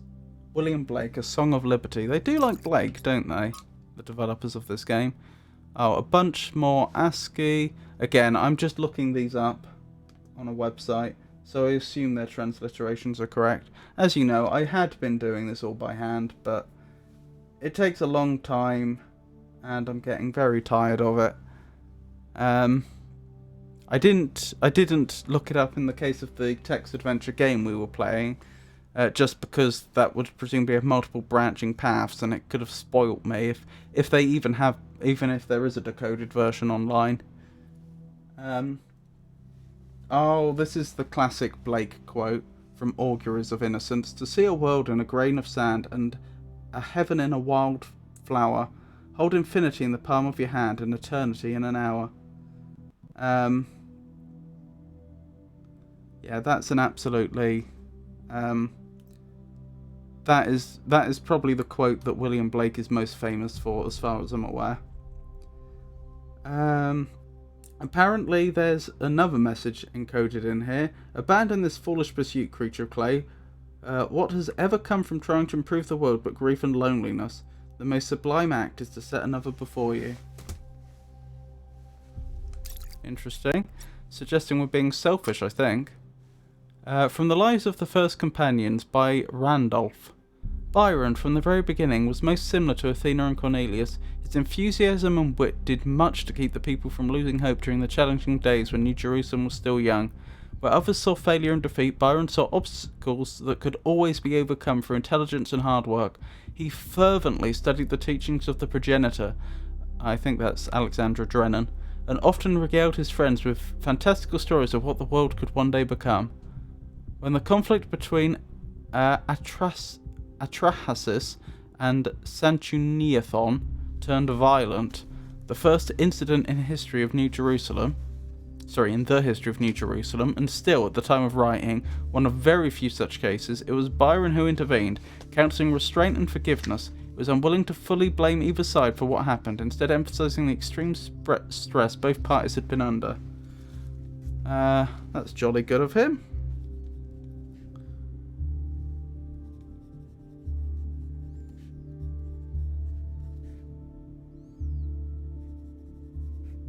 I'm just writing this down, because we hadn't heard of this conflict before. I wonder if it was just those two getting into violence with each other, or if they were dragging followers with them. But it looks like there's such low, they have such low production numbers here. You wonder how many other people there were there that could have even got dragged into it. Irrational behaviour is frequently the result of a perceived lack of viable options, he argued before the assembled citizens. While both Atrahasis and Sanchuniathon clearly believed incorrectly, the ultimate source of the problem is the situation we place them in, of having to do too much with too few resources. The escalation of the conflict occurred because both were doing their best to achieve their goals. That's not terribly fair, pitting them against each other like that, is it? That said, I do suggest we acknowledge that they are both hot-headed fools and make them apologise. 5358. So again, that's that same code again. Aftermath of the New Alexandria disaster, Byron argued unsuccessfully for the rebuilding of the colony. H percentage. Interesting. Miranda, if Byron mattered so much, why didn't you tell him where you were going? I would have loved to have an older brother. Athena, failed to load.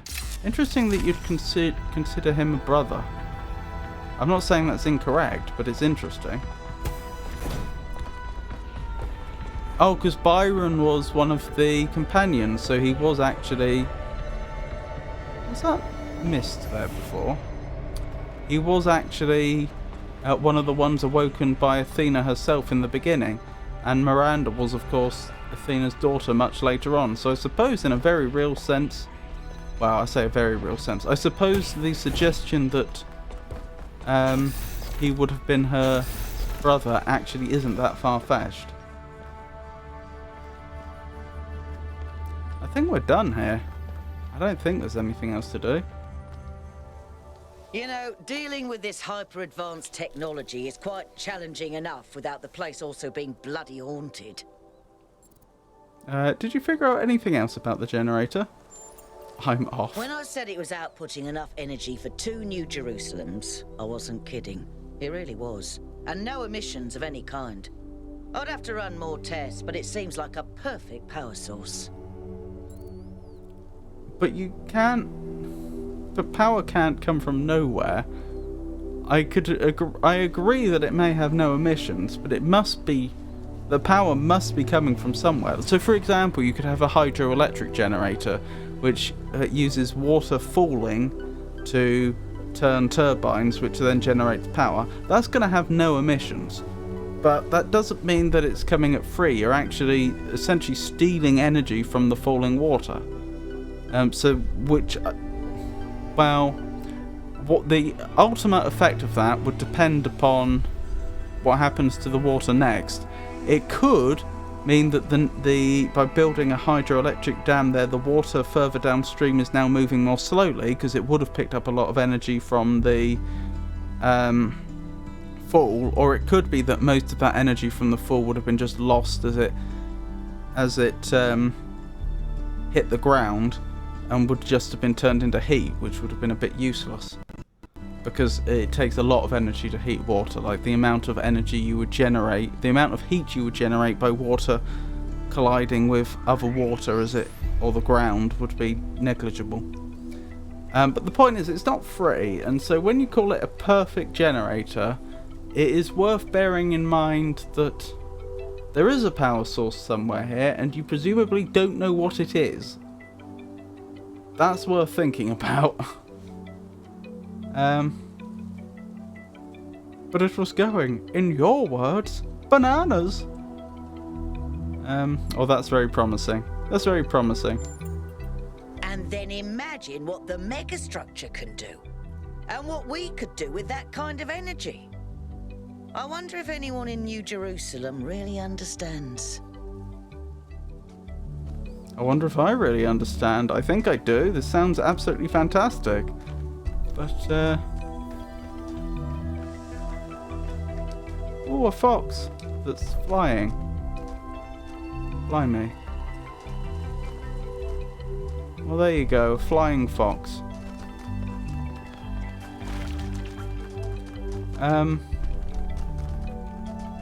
But do I really understand all the repercussions? Oh, there's a hologram. I was just about to say, I've only just remembered that we haven't been into the structure yet. I've just spotted a hologram. That looks like Miranda. Probably. I mean, I'm looking at this from a long distance.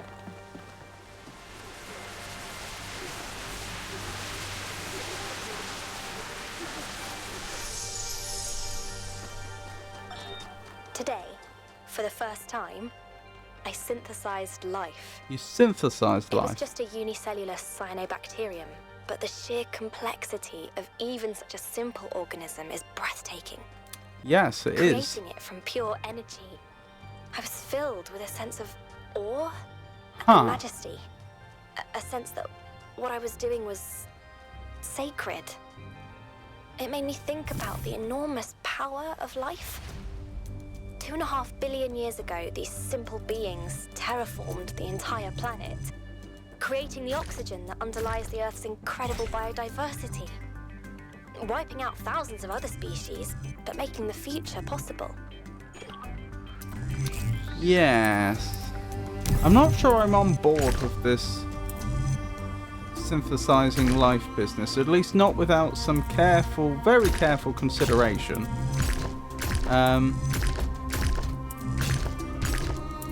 I guess our first choice is made for us.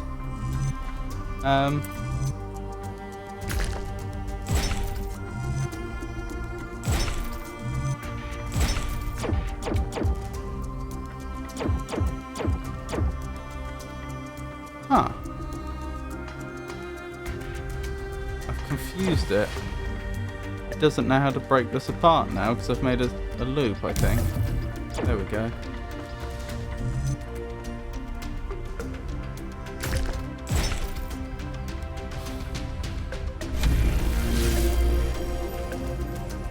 I mean, perhaps I'm just being a Luddite, but I feel like there's a big difference between synthesizing rock formations and synthesizing life, because once you start synthesizing life,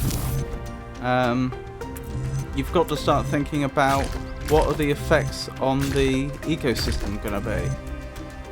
And have you really thought all of that through?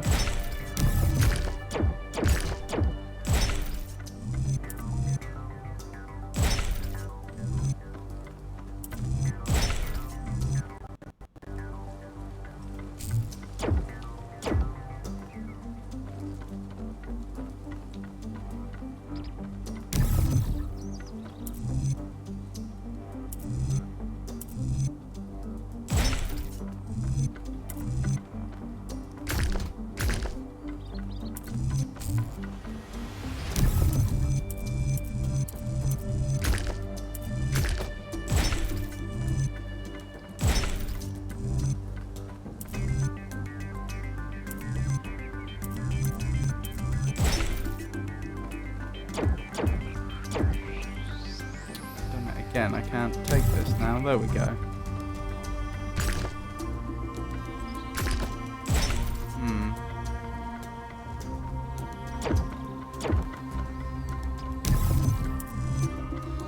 These Tetromino puzzles are definitely getting harder. The trouble is, my usual strategy is just to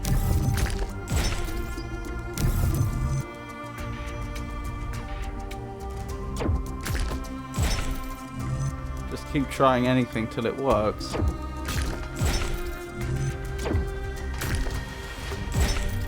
Oh, I didn't get away with that one.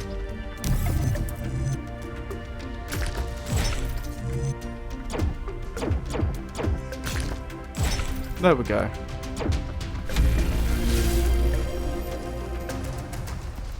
It feels like the number of possibilities, especially with educated guesses, is quite low with those Tetromino puzzles. So it legitimately feels easier to just try things till you get it working, and quicker than it would be to actually sit down with a pencil and paper and look at like the grid, which you'd probably have to estimate, because telling what those distances are just by looking wouldn't be straightforward, and figuring it out exactly using a more systematic method. Okay, this is new. Well, let's ascend the stairs. Very symbolic. This feels like the most substantial space we've entered yet. Like there's a lot of little places we could. There's a lot of little alcoves and walkways we can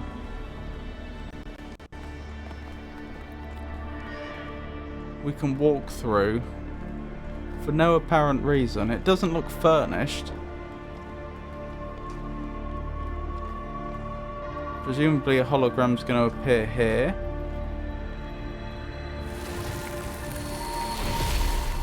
Hello there. The philosopher Straton of Stagira had little respect for the gods, and instead placed his faith in Prometheus. Driven by hubris, he asked questions that must not be asked, and revealed secrets that should have remained hidden. It is said that for these offenses, he was put to death by the people of his city. Can you see the folly of his actions? It is never folly to pursue the truth, even if there is a cost. The folly was not his, it was the people who acted foolishly. There was no folly in pursuing the truth, it was only his methods that were mistaken. It was foolish of him to give his own life in the pursuit of truth. Oh, sorry, I can. He should have respected the tradition and beliefs of his people. The folly was not his, it was the people who acted foolishly. Yet he was the one who broke their laws. Why do you judge them and not him? Because he did not take a life, because unjust laws should be broken, because the truth is the only thing the future can be built upon. That last one's probably not literally true. Because unjust laws should be broken, they should be overturned, really. But it's the classic problem, isn't it? If there's a minor problem in a law, like, I don't know, it's taxing a particular group unfairly, to just disregard the law is not going to get you very far. You are certainly going to be treated as a criminal. But supposing you have, I know it's brought up a lot, but it is very apt in this case, supposing you have a situation like Nazi Germany, where the things the law demands you to do are clearly profoundly immoral. Surely at that point, surely in a situation like that, breaking the laws is far from unreasonable.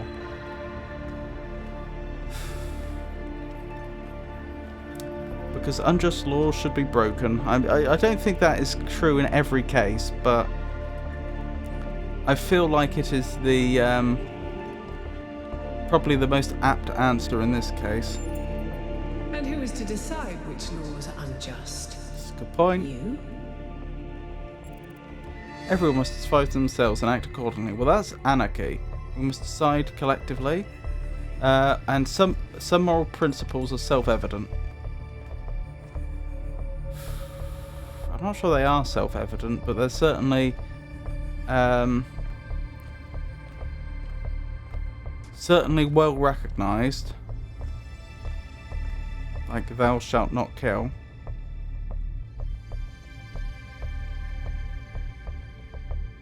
If I say we must decide collectively, then she'll just say, well, the legislators decided collectively. Some moral principles are self-evident. Those who put Straton to death thought likewise. When he was dead, they applauded themselves for their morality. Consider this as you approach the flame. Fair point.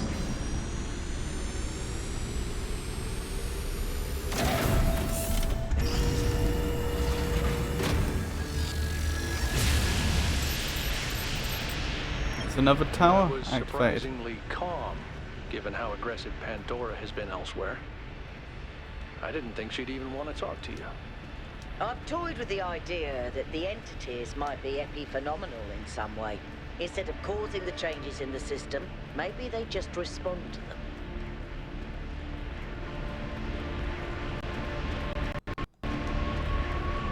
That's a good point. Very good point. Oh, nearly tried to walk off the spaceship. This isn't literally a spaceship, I just don't know what else to call it.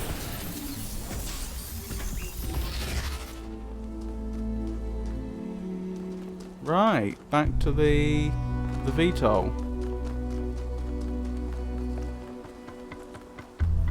I'd say that was productive.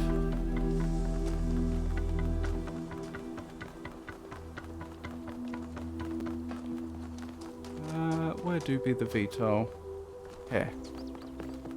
And to the last area in the south.